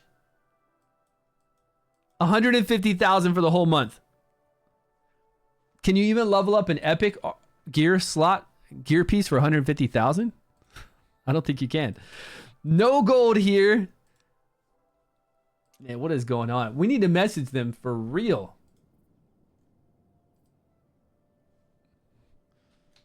Gold and what's it called? Is it essence, right? Essence of creation, right? For our artifacts. Battling is like playing a music. Want to make sure I use the right name. Practice makes perfect. Yeah.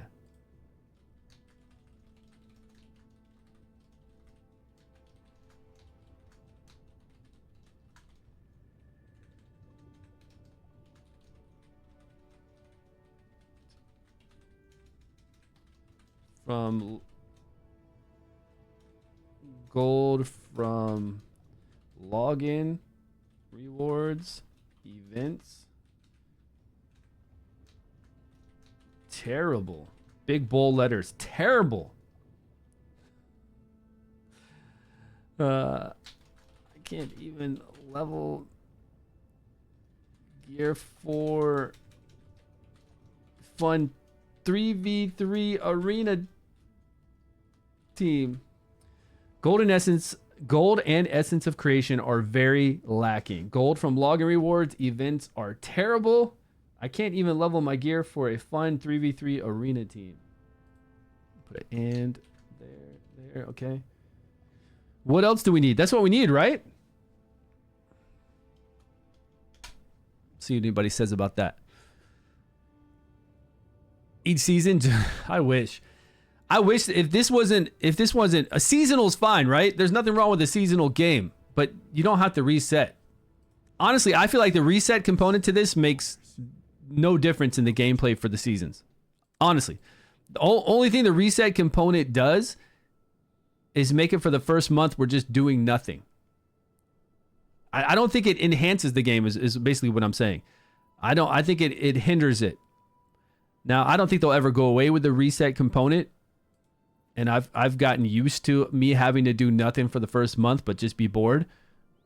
But I don't think that's healthy for the game. If this was a normal,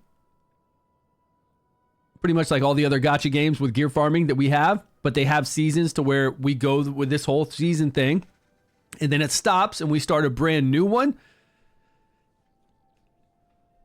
it would be much better, because then we'd be able to level up our roster slowly and have it all leveled with the new heroes we gain and all that kind of stuff. Practice makes perfect. I mean, look at all these heroes. Jesus, man, the list goes on and on. We'd be able to level up artifacts, but then they would have had to have started it that way. They would have to have us slowly been able to level up heroes slower than we are right now, artifacts slower than we are, and then over time you would have them done. So I think it's kind of hard. It's a very hard thing to go back and change. Oh, I was going to look into selling some gear, right? Okay, we got to do a gear cleanse. It's a very hard thing to go back and change now, I think. Okay, this gear does additional attacks, ignore 20% of the target's defense. So we're not going to use this for any kind of support. I doubt we're going to use this for any kind of high enlightenment sets. So I'm not going to look for enlightenment on here. Attack crit rate, that's fine. Resistance HP attack, we could probably sell this. Am I in the selling portion? Let's go to the sell part. Okay.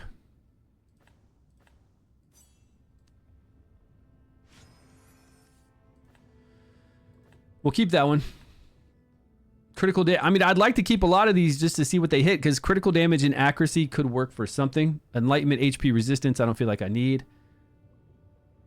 Accuracy crit rate, I guess I'll hold on to. Anything with crit rate, I guess I'll hold on to. But there are heroes that don't, like this attack critical damage could be really cool. Was it that one? Crit rate attack.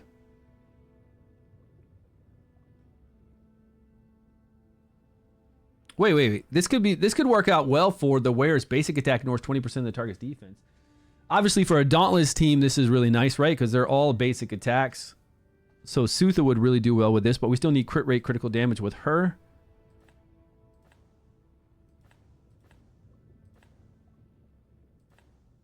Attack resistance. I guess crit rate. I'm just saving crit rate to see what I hit into. I don't know what else I should save. Attack accuracy. These are all the crit rate critical damage that I already leveled up and tried to get something in.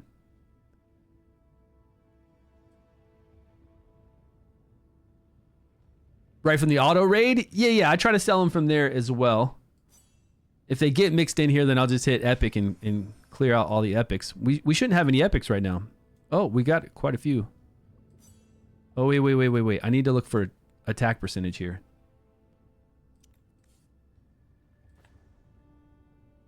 There's no crit on this, but we could roll crit really quick and check.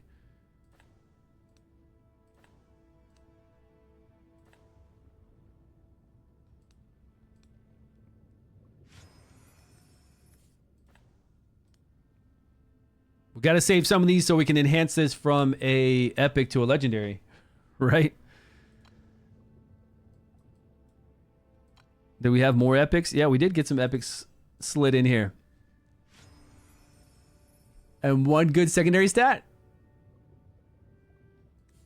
We already got our Ace Challenger fights in, I think. No, we got a few more we got to do, yes. But we're trying to get 3v3 together. And to make a 3v3 team, I got to sell... I guess there is a lot of epic gear I could sell, but I need this epic right now because we don't have enough legendary. Flat HP for epics, I don't think we're going to use. Are those all flat HP epics? Wow. I'm pretty sure I got at least one flat HP legendary, and as long as I have one HP legendary, it'll probably do what I need if I need to get higher HP.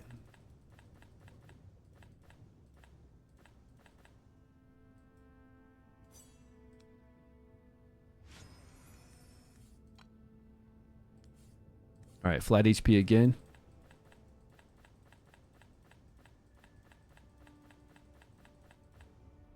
Crit rate 8, skill haste. That's pretty nice though.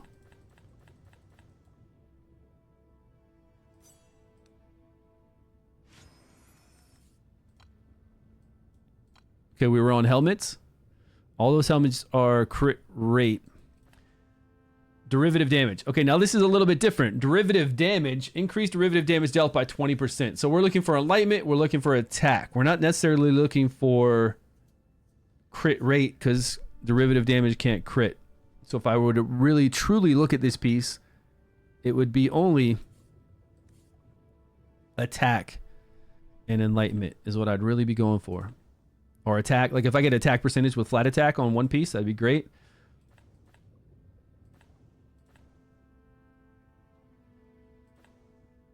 What was that? Attack with accuracy, critical damage? The thing is, not every single hero that does derivative damage only does derivative damage, but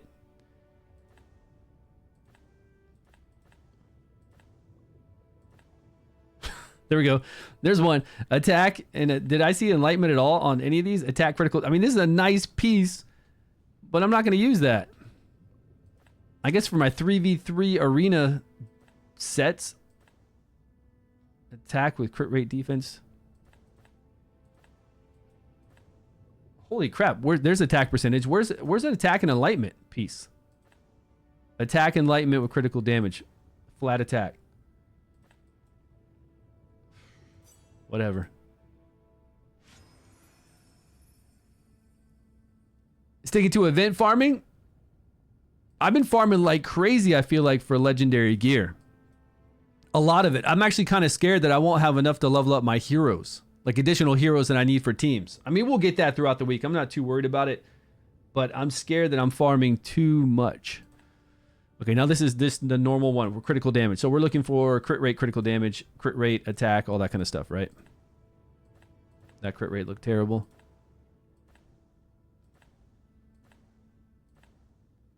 Critical damage is nice, but I'm looking for at least an attack percentage with it. Critical damage, defense, HP. Critical damage, enlightenment.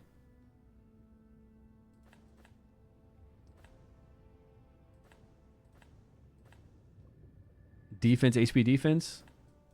Okay, attack, attack, defense. Maybe that rolls into something else. Yes.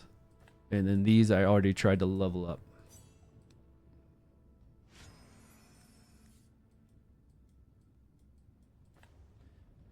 When the wearer deals damage... Okay, so crit rate, attack, again, same old stats, right? We're looking for the same stuff. What is going on? Attack, attack. Attack, attack. I think I already leveled up on my crit rate. I'm almost positive. There's a crit rate. And I must have already leveled up on my critical damage too, because I don't see any of that. There it is. Attack, critical damage. Save that.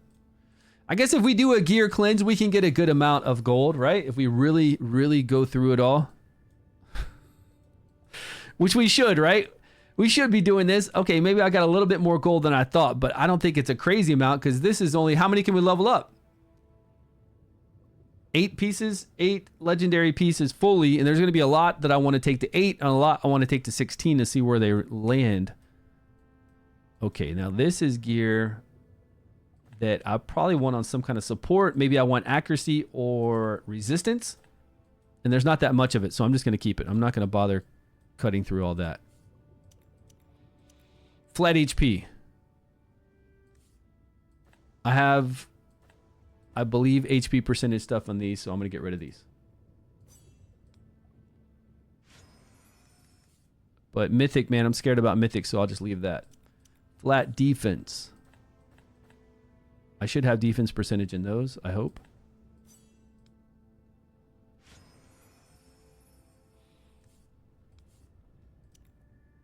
Flat attack. All right, here we go. Have I gotten enough attack percentage lately to warrant me getting rid of flat attack? That, I don't know. Maybe flat attack. Like, these are all the same. Wow. Flat attack in this? Okay, crit rate. We'll keep that. Guess we can let that go. Keep that one. Keep that one.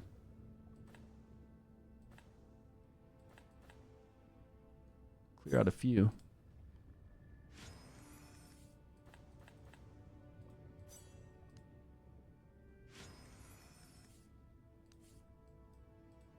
Okay, what about accuracy and resistance? Accuracy, what do we got? I guess I'll keep one of these.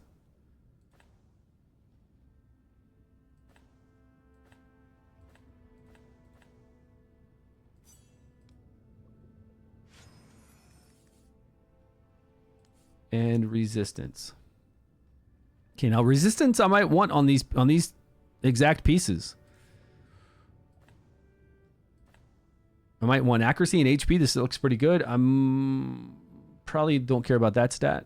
Crit rate and attack on a resistance piece. Crit rate attack, probably don't care about that either.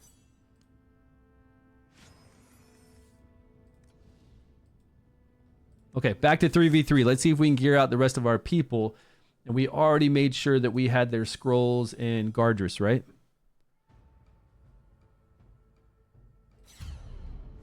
They're geared. These guys, the tank is geared.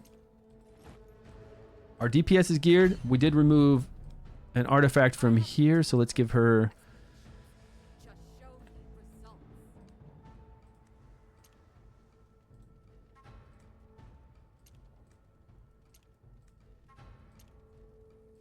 I think I'm going to wind up taking this from her because I don't know if she's really getting a chance to pop off all the time and do Witch's Remains on this team. Let's give her the Incense Burner so she can be a little faster. It'll give her some accuracy and she can maybe get that ultimate off faster. Well, she will. Whether it makes a difference or not, I don't know. And we'll give Karf Witches. Got a big job coming. Want to join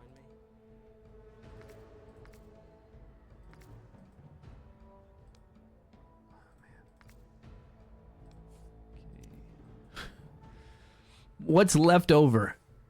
There we go. Accuracy 39. Nice. All right, Karf. Let's at least give you something decent.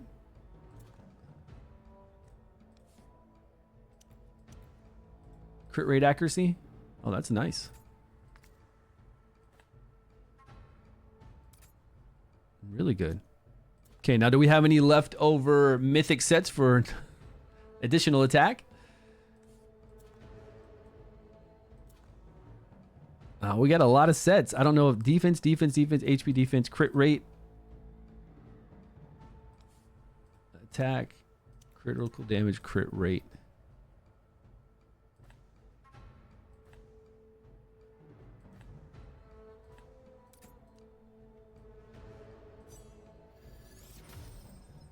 Nice. Even picked up some more accuracy. Critical damage on him right now. Crit rate at 83. Skill haste. Damn, that's a nice one. Look at that. Accuracy with crit rate, critical damage, and attack. It's crazy for him. He's at 91%. This guy's actually looking pretty good. Pirates don't speak of them.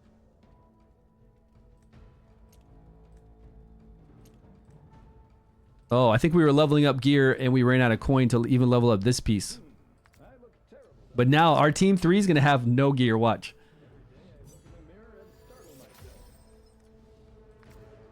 Not good gear. I bet team 3 has just like terrible gear on once we get there. Ignored. Oh, increased derivative damage. Is that what he's got on right now? He doesn't need that. Let's go with the one that gives us crit rate increase. Imperial. Aerial. He won't have a 3-set bonus, but you know, we can only do what we can do. I'll try and see if we can get a 3-set bonus.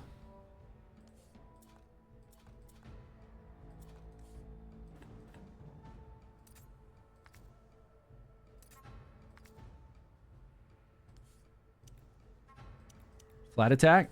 We got one. Okay, that's not too bad for substats. Attack. And what do we got? Attack again. Attack with attack percentage and critical damage.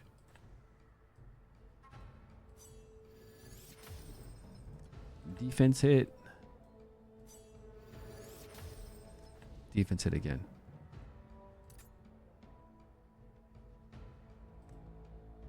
He's at 93% chance to crit. That's pretty good for what we've got. Okay, the last one. That's it. All we got to do is her. Let's have her take 20% less damage. Or we can have her do more healing. She actually can't heal well here in the back because I don't have a copy of her to increase her board-wide healing. So right now she's only going to do it like this. But I guess we're not too worried about her healing. I'd rather have her tucked away. We'll just have her make sure somebody can't die and revive everybody. So let's go with high resistance. Let's go with that, with resistance and healing. Let's go with the resistance rune. Where is it? This one?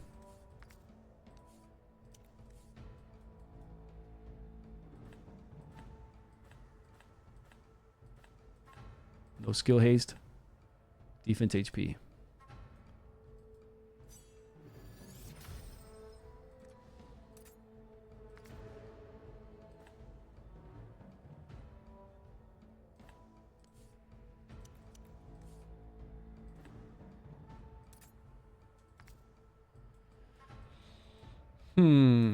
What else we got?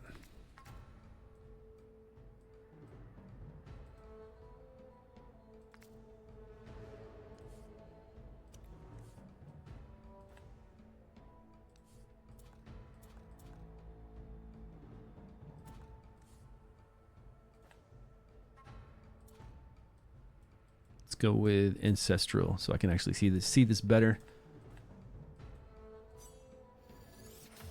Nice. More hits. 33. Great.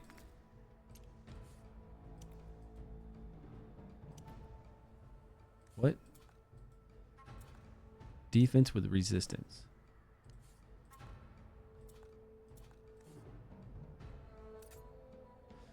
Okay, she's only rocking 324, but we're getting an additional 100. What was it? 111 resistance. No. You do not want And elemental advantage, if I have any there, we'll get some from there. I don't think I do, though. Okay, so this team's done. Sweet. 2 teams. That's not bad. Okay, the last one. We need some accuracy on our big boy here. Where do we get accuracy from?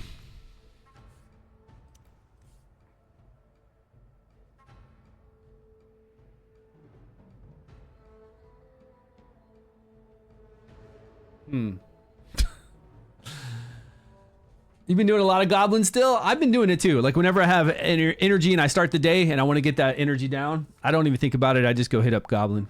Just a knockout there. So I'm hoping I have enough to level up some more heroes. The poison one. But it's with the ultimate. If this wasn't with the ultimate, this would be so dirty for his passive. It'd be disgusting for his passive. But it does give us some accuracy though. I'm not going to level it up, man. Forget that. I think we have a... Let's see. We should have the puppeteer set. Maybe defense there. Defense percentage. Puppeteer set with a little bit of accuracy. Plus we get accuracy resistance. It'll work. And we're gonna have, are we gonna have melee around this guy at all? A lot of accuracy, nice.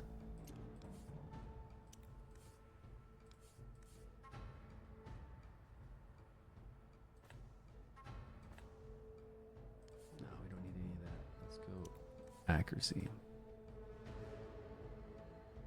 10?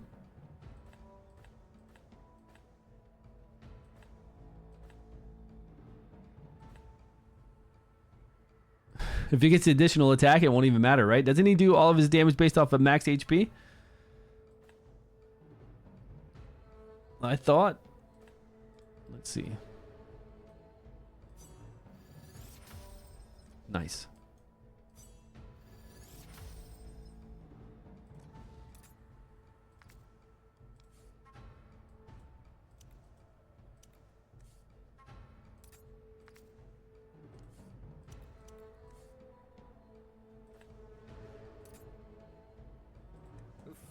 refinery is no king.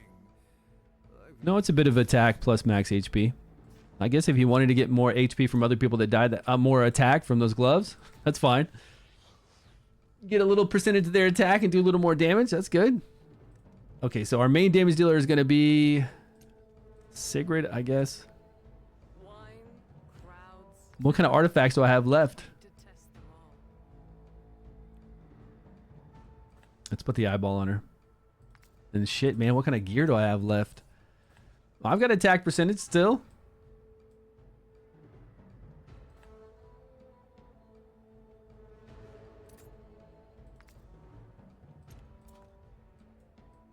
I don't think Emperor set's going to be great against other damage dealers, but if they're fragile, it's all right. Should still be okay.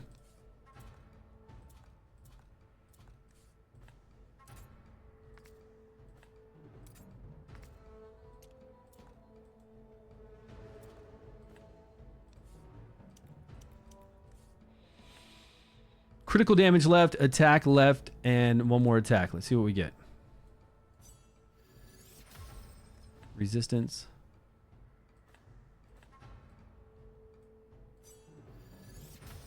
Enlightenment. Sweet. Our crit rate is 61%. Let's go for it. We'll get some more from the runes, I guess. So put critical damage on her.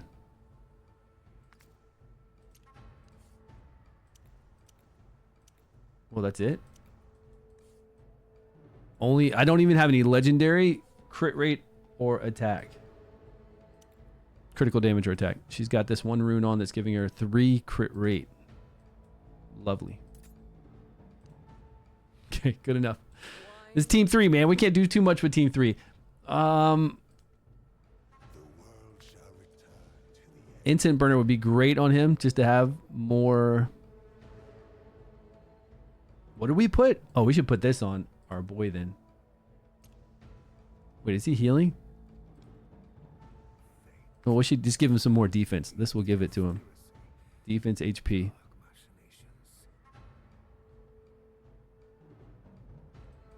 Oh, I've got this one leveled up. It's on Archerth? Yeah, let's go for that. That makes a lot more sense.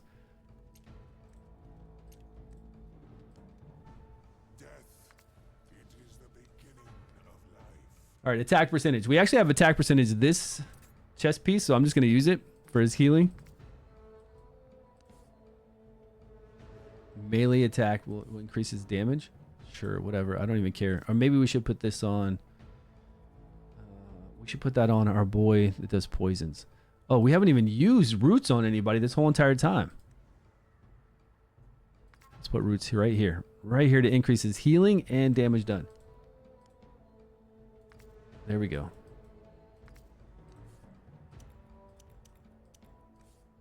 We got to have something good and attack with critical damage. 3 hits. That's crazy.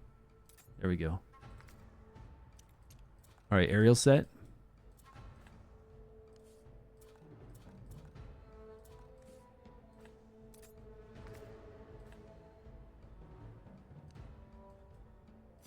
All right, we're running low on coin again. We're getting low. And we didn't have any attack, right? No, we did. This is Frost. Frost has a nice one. 15. Wow.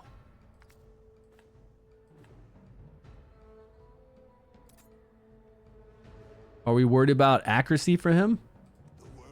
Nah, I guess not. Whatever. Okay, Guardress. We might want to worry about accuracy for him because we are going to use him to try to slap some people back. I guess I'll worry about accuracy down here. Let's see, accuracy.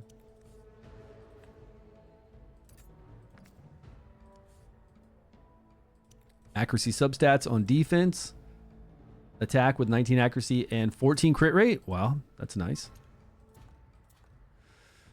Yo, Rex, what's going on? No, this isn't the live server. This is my account. I'm trying to make a 3v3 team. We've done team 1, team 2. Now we're on to team 3. We're almost done and we'll be able to do our 3v3 battles. But it's taken quite a long time. We had to go back and kind of do a little gear cleanse. Look at all the gears, sell a whole bunch of stuff. Now we're still running out of money again. But it was worth it, right? The gear cleanse was definitely worth it. Going back through here and looking at all the gear pieces, looking at the substats, selling what don't work well for that kind of for that gear set, you know, ignoring basic attacks 20%. It's nice to clear it out, get some coin, level up some more gear. It's just that since I'm on the third team, it's hard to find decent gear. Right? I'm on the third team. It's very hard to find something that is good. Oh, this one gives skill haste too. Yeah, why not? Let's see what other kind of crit rate or accuracy we have in the Tundra set. We got one leveled up.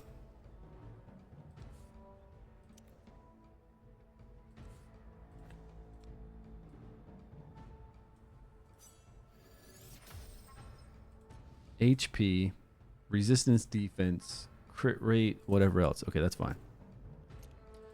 And we could always, let's see if we got one more. I think we had one more piece, right? Death record, we had something. We got a lot of people with death record on. Attack percentage or crit rate. We have more crit rate with accuracy right there. And accuracy here that's already hit. Oh, that was attack percentage, actually. Whoops. Okay, good enough. If he dies, he'll have higher attack. 200 accuracy. Okay, last guy. This is it. We're almost done.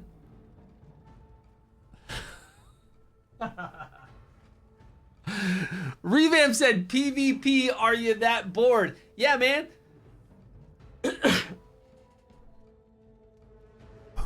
We've got some things to do. We're on the last of my 3. This is it. This is the very last. This is the 15th hero we're gearing.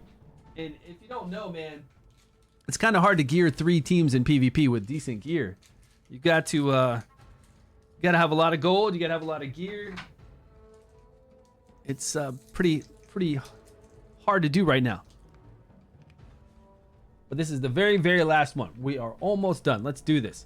Okay, for our boy here, let's just give him some accuracy, high attack, and then if he dies, he can empower everybody else who all have those gloves on. He could go with this. Good news, game lag issues are fixed. Dev fixed it. You'll get an in-game notification soon, email soon. Okay, cool. I've been having a lot of issues in Arena before that. Let's see if we have an attack percentage left over.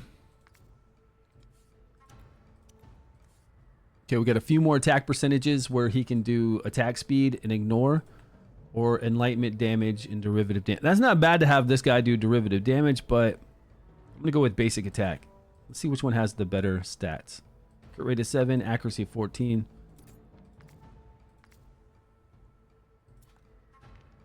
What gear is this? Rhapsody? What do you mean bored? This is part of the game, my friend. Part of the game. This is a huge, massive part of it. Oh, that's nice. You know all the resources we get from 3v3? Arena? Accuracy of 32.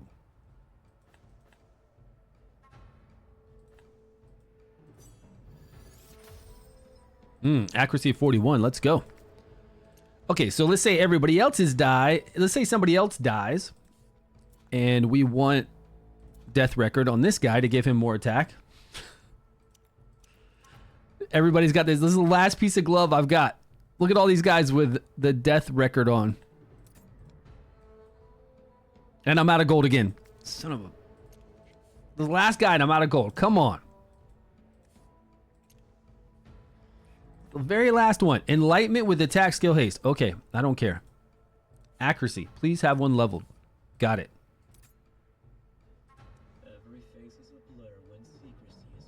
Okay, how much gold do we need?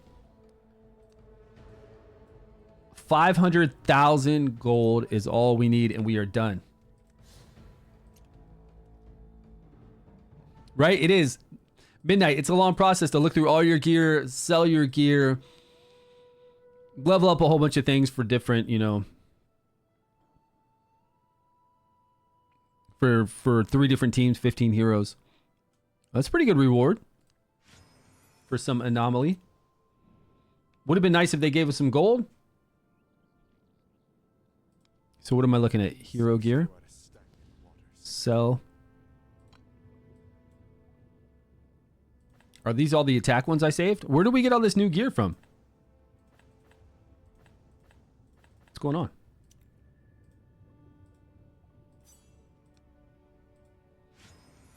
Hey, we're almost there just from that epic. You must have removed this gear from people that we had a arena on. There it is, 600,000. We're done. Okay. Only insect. Let's get to slapping people around in 3v3.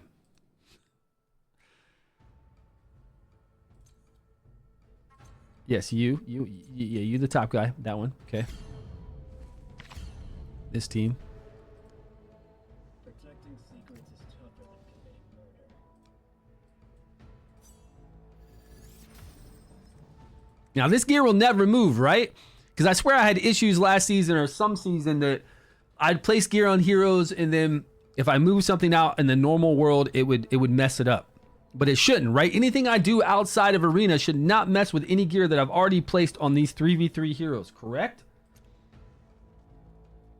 Because that will get me to not play 3v3 if it messes up my gear. It should not. In all arena modes. Yeah, just to get the weekly rewards. Exactly. So I come in here. Normally, I would come in here and do 3 battles, lose 3 battles, and then that's it for the week. Yeah, if I sell it, it disappears, right? But normally, I'd come in and do 3v3, 3 attacks, lose them, and be done. But now we're trying to win. Accuracy, defense, increase accuracy by 50. Okay, let's do 50 accuracy here. Critical damage by 30. Yeah, that's good. That'll work for Amon too. The additional critical damage by 30 is awesome for this girl. Defense or accuracy? Let's go with the accuracy. These teams are pretty weak. Now, do we need to set up our defense in 3v3, or will it just... It copies what we have on offense, correct? I have to go see if there's a setup for defense for this. Allow me to come forth. I don't remember there being one for 3v3. Although I'm not a big 3v3 player, so it's been a long time since I really took this seriously. A long time. You gotta... I do have to set it up? Oh, man. I gotta remember... This is where you take your phone out and you take screenshots, right? So you know what you've got.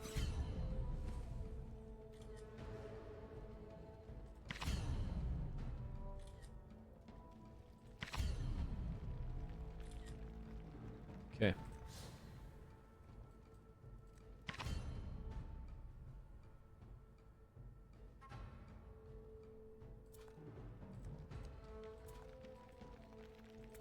Croesus Lightning, first team, right?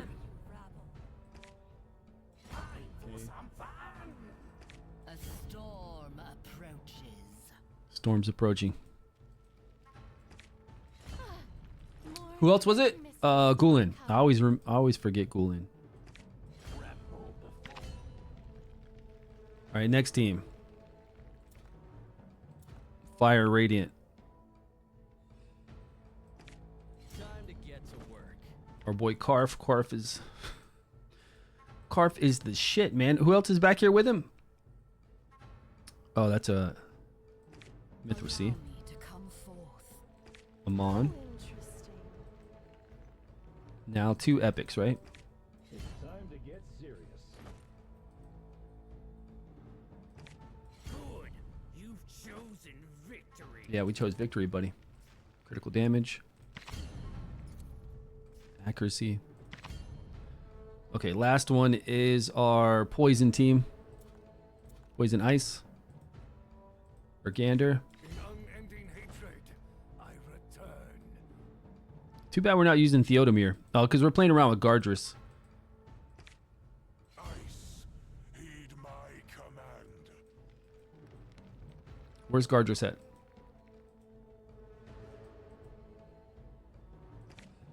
Let's go for a drink after work. Should we put him here? Maybe like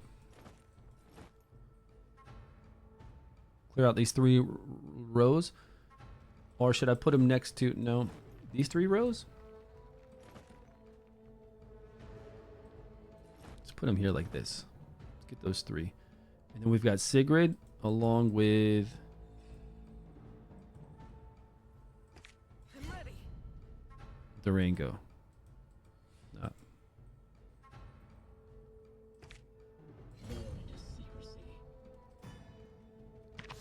Wait a minute, we didn't do accuracy on that one.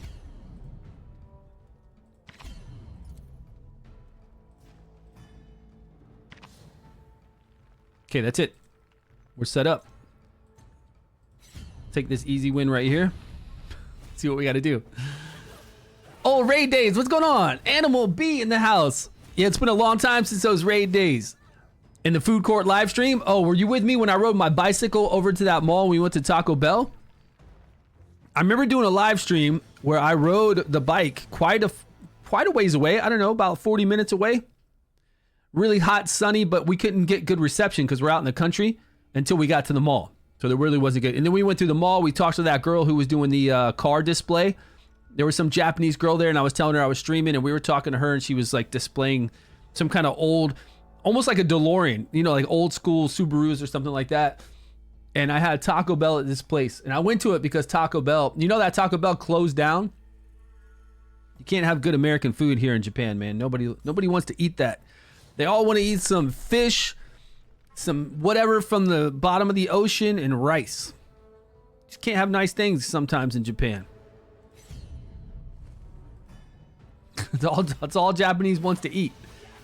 Tofu, all this healthy shit, man. Come on, give me some Taco Bell. There is another Taco. There's a Taco Bell in Tokyo that I can go to. But yeah, it's a shame. That's a big mall, multiple floors, beautiful mall, right? A lot of stuff going on, new. So many restaurants, so many shops, and they can't keep a Taco Bell in there. Like, what's up with that? I got some Japanese McDonald's too. Well, Japanese McDonald's is close to my place. So we eat at McDonald's probably once a week for sure. The kids and I do. Because my kids go to their after school tutor on Monday and Friday. And since we leave pretty early for that, my wife's not home to cook dinner, so we'll go to eat out. Either one of those days, Monday or Friday, we definitely eat McDonald's. That's always going down. Kids love McDonald's. But Taco Bell, man, Taco Bell is amazing. It's amazing when you don't have access to it, okay? Maybe Taco Bell's not amazing, right? Maybe you're like, yeah, Taco Bell isn't that great. It's not that great, but you have access to it, so you can have it whenever you want it. When you don't have access to it, it's pretty damn great. Like I went there, even just a simple normal taco at Taco Bell is awesome. Soft taco is awesome. The one, if they ever come back with that one to where it has the hard shell and then it's wrapped with the soft shell and it has the bean in between. Man, I used to eat that all the time back in the day. Taco Bell's awesome when you need to poop. No, that's Chipotle. When you need to take a massive explosion, Chipotle. And I love Chipotle. I will eat it every single day. But if you get that hot red sauce on it, and I don't know what else, I just get the lemon rice. I get chicken in there. I don't even get the beans because I don't like the way the beans taste at Chipotle with those beans in there. I just get the meat, the cheese, the lettuce, the salsa, and I love it, man. I can eat it every single day. Is that what it was called? The Crunch Wrap Supreme? Do they still have that? Back in the day, it was Crunch Wrap Supreme all the time. I'd be looking for change in my car and stuff just to try to go get a Crunch Wrap Supreme if I had to when I was like young. They do? Man. Okay, I need to find out where Taco Bell is now in Tokyo. Taco Bell. And I need to hit this up soon. It's gonna be Golden Week. Next week is Golden Week here in Japan, and my wife has like 4 or 5 days off. We're gonna do some stuff with the kids, but let's take our kids also to Taco Bell. I think it'll be okay. Yeah, it's showing like all these locations. Look at this. It's showing me that there's a Taco Bell in Shibuya, whatever Miyashita is Aqua City? Where's Aqua City? I've never even heard of Aqua City before. The hell's Aqua City? It says it's Tokyo. Tokyo Dome City Store. Shop inside Tokyo Dome. I think that's pretty much, this is Tokyo Dome City Store, shop inside. Wouldn't that be the same thing? That's a different map. How come there's so many places that have Taco Bell in Tokyo? Let me look at one of these maps. That's Shibuya again. But see, look at, you see how Tokyo is? Like, Tokyo's got a lot of cool stuff on the west side of Tokyo. Over here, this is the west side, right? You got Shinjuku on the west side of Tokyo. There's the heart of Tokyo. And then I'm over here at the west side. If I can even find where I'm at. Really and truly, I'm up here at Matsudo, which is way up here. So when I get on a train and go into the heart of Tokyo, that takes me like 40 minutes. But if I get on a train and go to the inner city of Tokyo, like this big loop around here, it only takes me like 10 minutes. But a lot of the cool stuff isn't on my side. It's not on the east side, it's on the west side, which would take me a long time to get to. But with so many Taco Bells,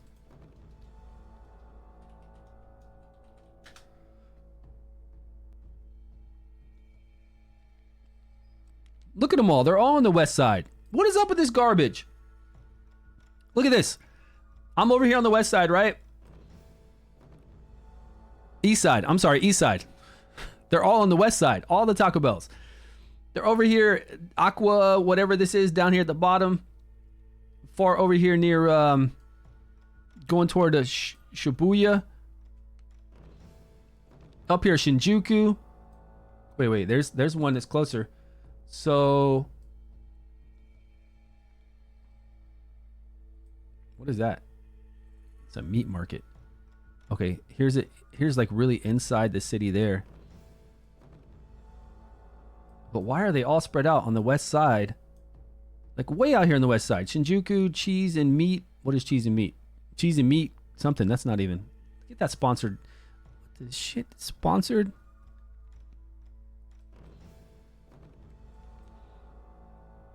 Yep. They're all in the mid and then all on the west side. That's it.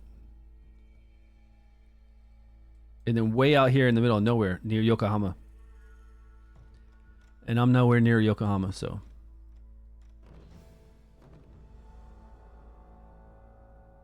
Aqua City? You went to Aqua City down here? Tokyo Big Sight. What do they got down here?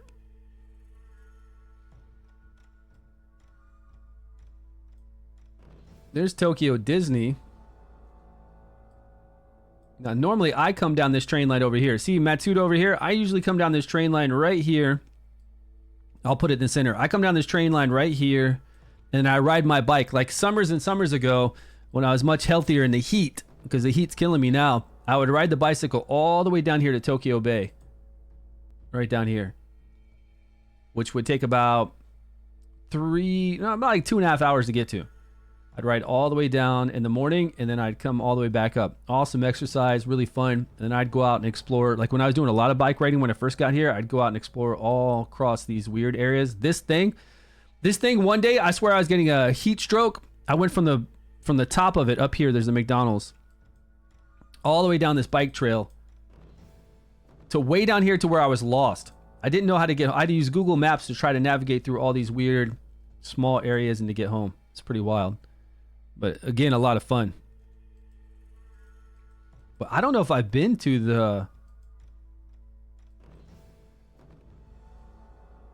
Taco Bell here. I'm not sure what's down here at this Aqua. What is down here at this Aqua City?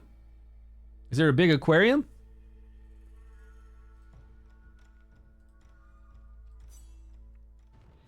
Nobody can beat me in 3v3 now. I am too strong.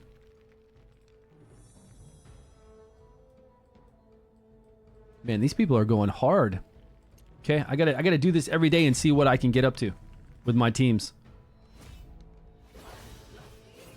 But really, I need to start looking at their teams, and once it gets hard, and then we can move around our 3. They're pretty tanky right now. Nah, just kidding. They're pretty tanky. They're all dead now. You stayed in the Hilton down there. It was right next to Aqua City. Not too far. Did you go to Disney? Huge mall, and there was some touristy stuff there. Because Disney's kind of on the other side of that. Not too far away.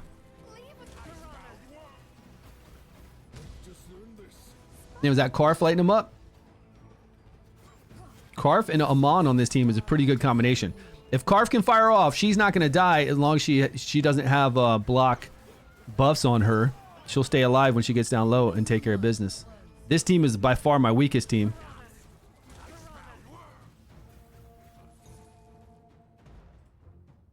It looks like they did okay. Disneyland seat? Nice. Yeah, we'll be going to Disney, I'm sure, sometime this year. Maybe when my dad visits. But when my dad visits this time... See, my dad normally always visits now, actually. And it's great weather. It's just starting to get warm. But this year, they're going to wait and come in August, I believe. And it's going to be really hot. Oh, man, their Karf just lit us up. Was that right? We just got obliterated? What's up with this team, man? Why are they so strong way down here at low rankings? What's happening to me? Sooth is lighting us up. Oh, nice heal, nice heal. Good. Keep her alive. Okay, we won 1. Now, this is my weakest team. I don't think we're going to do too well. Get that Trollgar out of here. Come on. Oh, shit. Trollgar just destroyed. He was at a slither of life, too. That was kind of sad. Got him. So he just had one really good, powerful team. They're going to have a third park? They're having a third park open up here in Tokyo? Okay. My kids will love that. I'll like it too because it's new, you know. I get tired of going too. Like, I don't have any interest in going back to Disney. I've been quite a few times here. I like Disney Sea because we've been a lot fewer. Like, last time we went to Disney Sea, it was pretty cool and we didn't get to do everything inside Disney Sea. So I wouldn't mind going back to check out Disney Sea. But if they have a new one coming, now Universal Studios is down in Osaka. Now, that'd be fun. I've talked to my wife about taking a trip down there. So maybe we'll do that this year. We'll take the bullet train, the JR bullet train down to Osaka, stay in a hotel, go to Universal Studios. But it's very expensive. I mean, Disney here is pretty expensive too, but Universal's supposed to be even more expensive. But it would be fun. It'd be fun for me. I seriously get tired of going to Disney. Oh, they're doing a whole new Moana and Elsa and stuff? That'll be cool. I'll actually like Moana. Moana's probably one of my favorite Disney animes.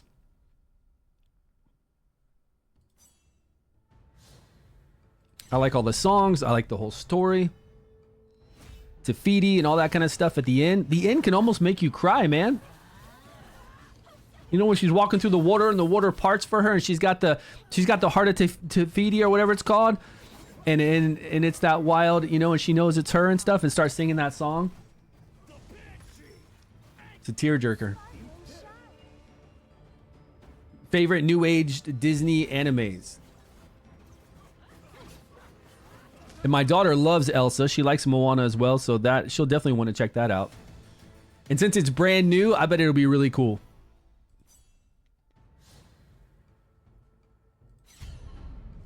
Okay, this is my last easy fight.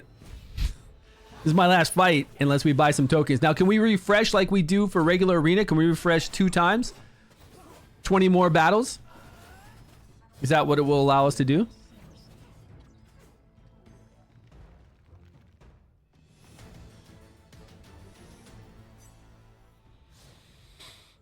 Oh, easy one too, but we can't. Yep. Only 5 though. We can refresh 2 more times, but only 10 battles total, 5 each. We're not even ranked right now. We'll see later on today or maybe tomorrow when we come back in here and see if it'll give us a ranking or not. And I usually do one of these a week. Just for fun. Do you think I should try? Let's try. Let's actually put in a team this time. Shit. Okay. What else did I use? Yeah. What were the other guys I used? Oh, okay. Okay, good. Whew. Look at all that gear. Look at all that gear he's got on. He's got Azul with Azul's exclusive artifact. Oh, damn. I'm in trouble. I'm in trouble. More thrilling mysteries to uncover. I'm in trouble now. Here it goes. You guys, Aspulta's here too? Oh yeah, they're gonna do their ultimates quick and fast. Stun them all, stun them all. Oh, we didn't stun Zarlok? Get out of here. Bullshit. We got robbed. We got robbed. I didn't even see any damage. Yeah, they get their ultimates quick, right? He doesn't even have Taldi in here, and just these three gets their ultimate, I guess, quick. I think she died right away too. It was too fast. I need to on one-time speed to see what's going on. Okay, so we'll get our normal free rewards. What kind of other rewards can you get here? Oh, just a legendary scroll and a little bit of worm arrow? That's not worth it. There's no essence. There's no solvent. I can't level up artifacts or level up my elemental advantage. I mean, not even worth it. At least with 3v3 arena, we've got a pretty good rewards over here in the arena shop. Why don't they have this separated? Why don't they have one where it says the 3v3 and another one where it has the other currency, instead of kind of like, here's two of the currency, then they blend in some more and then blend in some more. What's happening here? There, right here, 600 Essence of Creation. I want to get that. So I'm going to do my 3v3 battles every day. Don't care about the rare scrolls for myself because I've got plenty. I'll take some more purple dice because we can get legendary soon. And then eventually I'll be able to get some more Essence of Creation. So yeah, we'll keep pushing. All right, fellas, I'm going to take off. It's been a good day. I mean, look at this. We've got a pretty good arena team that we had fun with so far here. We've been able to set up, we're at rank 269. We've been able to set up a 3v3 team, which is 15 heroes. We geared them all out. I don't know if we're going to be at any rank at 1200, but we already placed our defense now. So we should be able to move up every single day. But we're going to have reset soon. We are going to reset soon. But still, I'll take the 4,000 solvent and the 700 seals. That's still fine. Next week we'll do better. We will do better next week for sure. What are we going to do tomorrow on Dragonheir Silent Gods? What do we got to do tomorrow? Oh wait, we got reset. So we have reset happening tomorrow. We'll get a whole bunch of new solvent, essence, all that. I need to make sure that I try to sneak into rank 1 over here against this person on hard training before reset tomorrow. So maybe I'll come on a little early. I'll probably do it before I come on, but I'll log in and we'll collect all my rewards and see where I'm at with all those sweet rewards. We'll have new weekly challenges to do to get a whole bunch of, we'll have the Rift boss to do 3 times, all the weekly dungeons to do for that. It's a big day. It's a pretty big day. So we'll be busy with that. Animal, thanks so much for joining me, my man. Are you playing Dragonheir? Sorry, I got this thing in my mouth still, this throat lozenger. Are you playing Dragonheir or are you still playing Raid Shadow Legends? Okay. Still on Raid? You haven't tried Dragonheir yet? You could play it with Raid. You could give it a try. I'm telling you, if you try it, you will like it. At least for 60 days. Chitty, you too, man. Thanks for joining me. Midnight Captain, good to see you. I pull 5 goblins in the arena fight. Oh, you put 5 goblins on your arena fight just to get through it quickly. You got to get back in. If you've tried, hey man, if you don't like it, you don't like it. Wait till something like King Arthur comes out or whatever other kind of dark fantasy cool gacha game comes out. I'm all about it. The minute one comes out, I will definitely be doing videos on it and be playing it. But how often do we get dark fantasy gacha games? They're always anime, man. They are always anime. Tons of anime idle games, tons of anime this style games, tons of anime turn-based gacha games. It's so crazy that we hardly ever get this style. And these are the best graphics that I've seen yet. These are better than Watchers of Realms, better than Raid Shadow Legends, although Watchers has some pretty cool... Watchers has some really good waifus, man. Like, really good. I kind of wish we had a little bit more of that, but these do look awesome. Like, really, really sweet. Let me see if anybody's on. Anybody streaming this game right now? See if anybody's on. Anybody's... Is it the same crew of people? Oh, Iron Josh is on right now. You guys want to go see Iron Josh? Say hi to him. He's a nice guy. All right, I'll see you guys all tomorrow, same exact time, and we will collect all of our rewards, see where we're at. If you're not playing Dragonheir Silent Gods, download it with a link down below. Play it, download it on Steam, download it on your mobile device. We got Season 3 going on. We've got a, what's it called? A mid-anniversary event coming on next month in May. We've got Starlight Dice giving us Legendary Heroes in April the 30th, which is only like 5 days away. So a lot of cool stuff coming. Captain, take care, bud.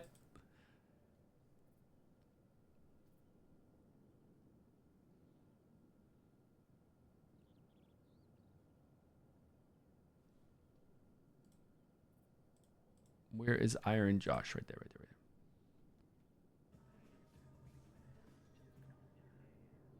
there. Rosalio 53 now following. Thank you so much, Rosalio. What's going on?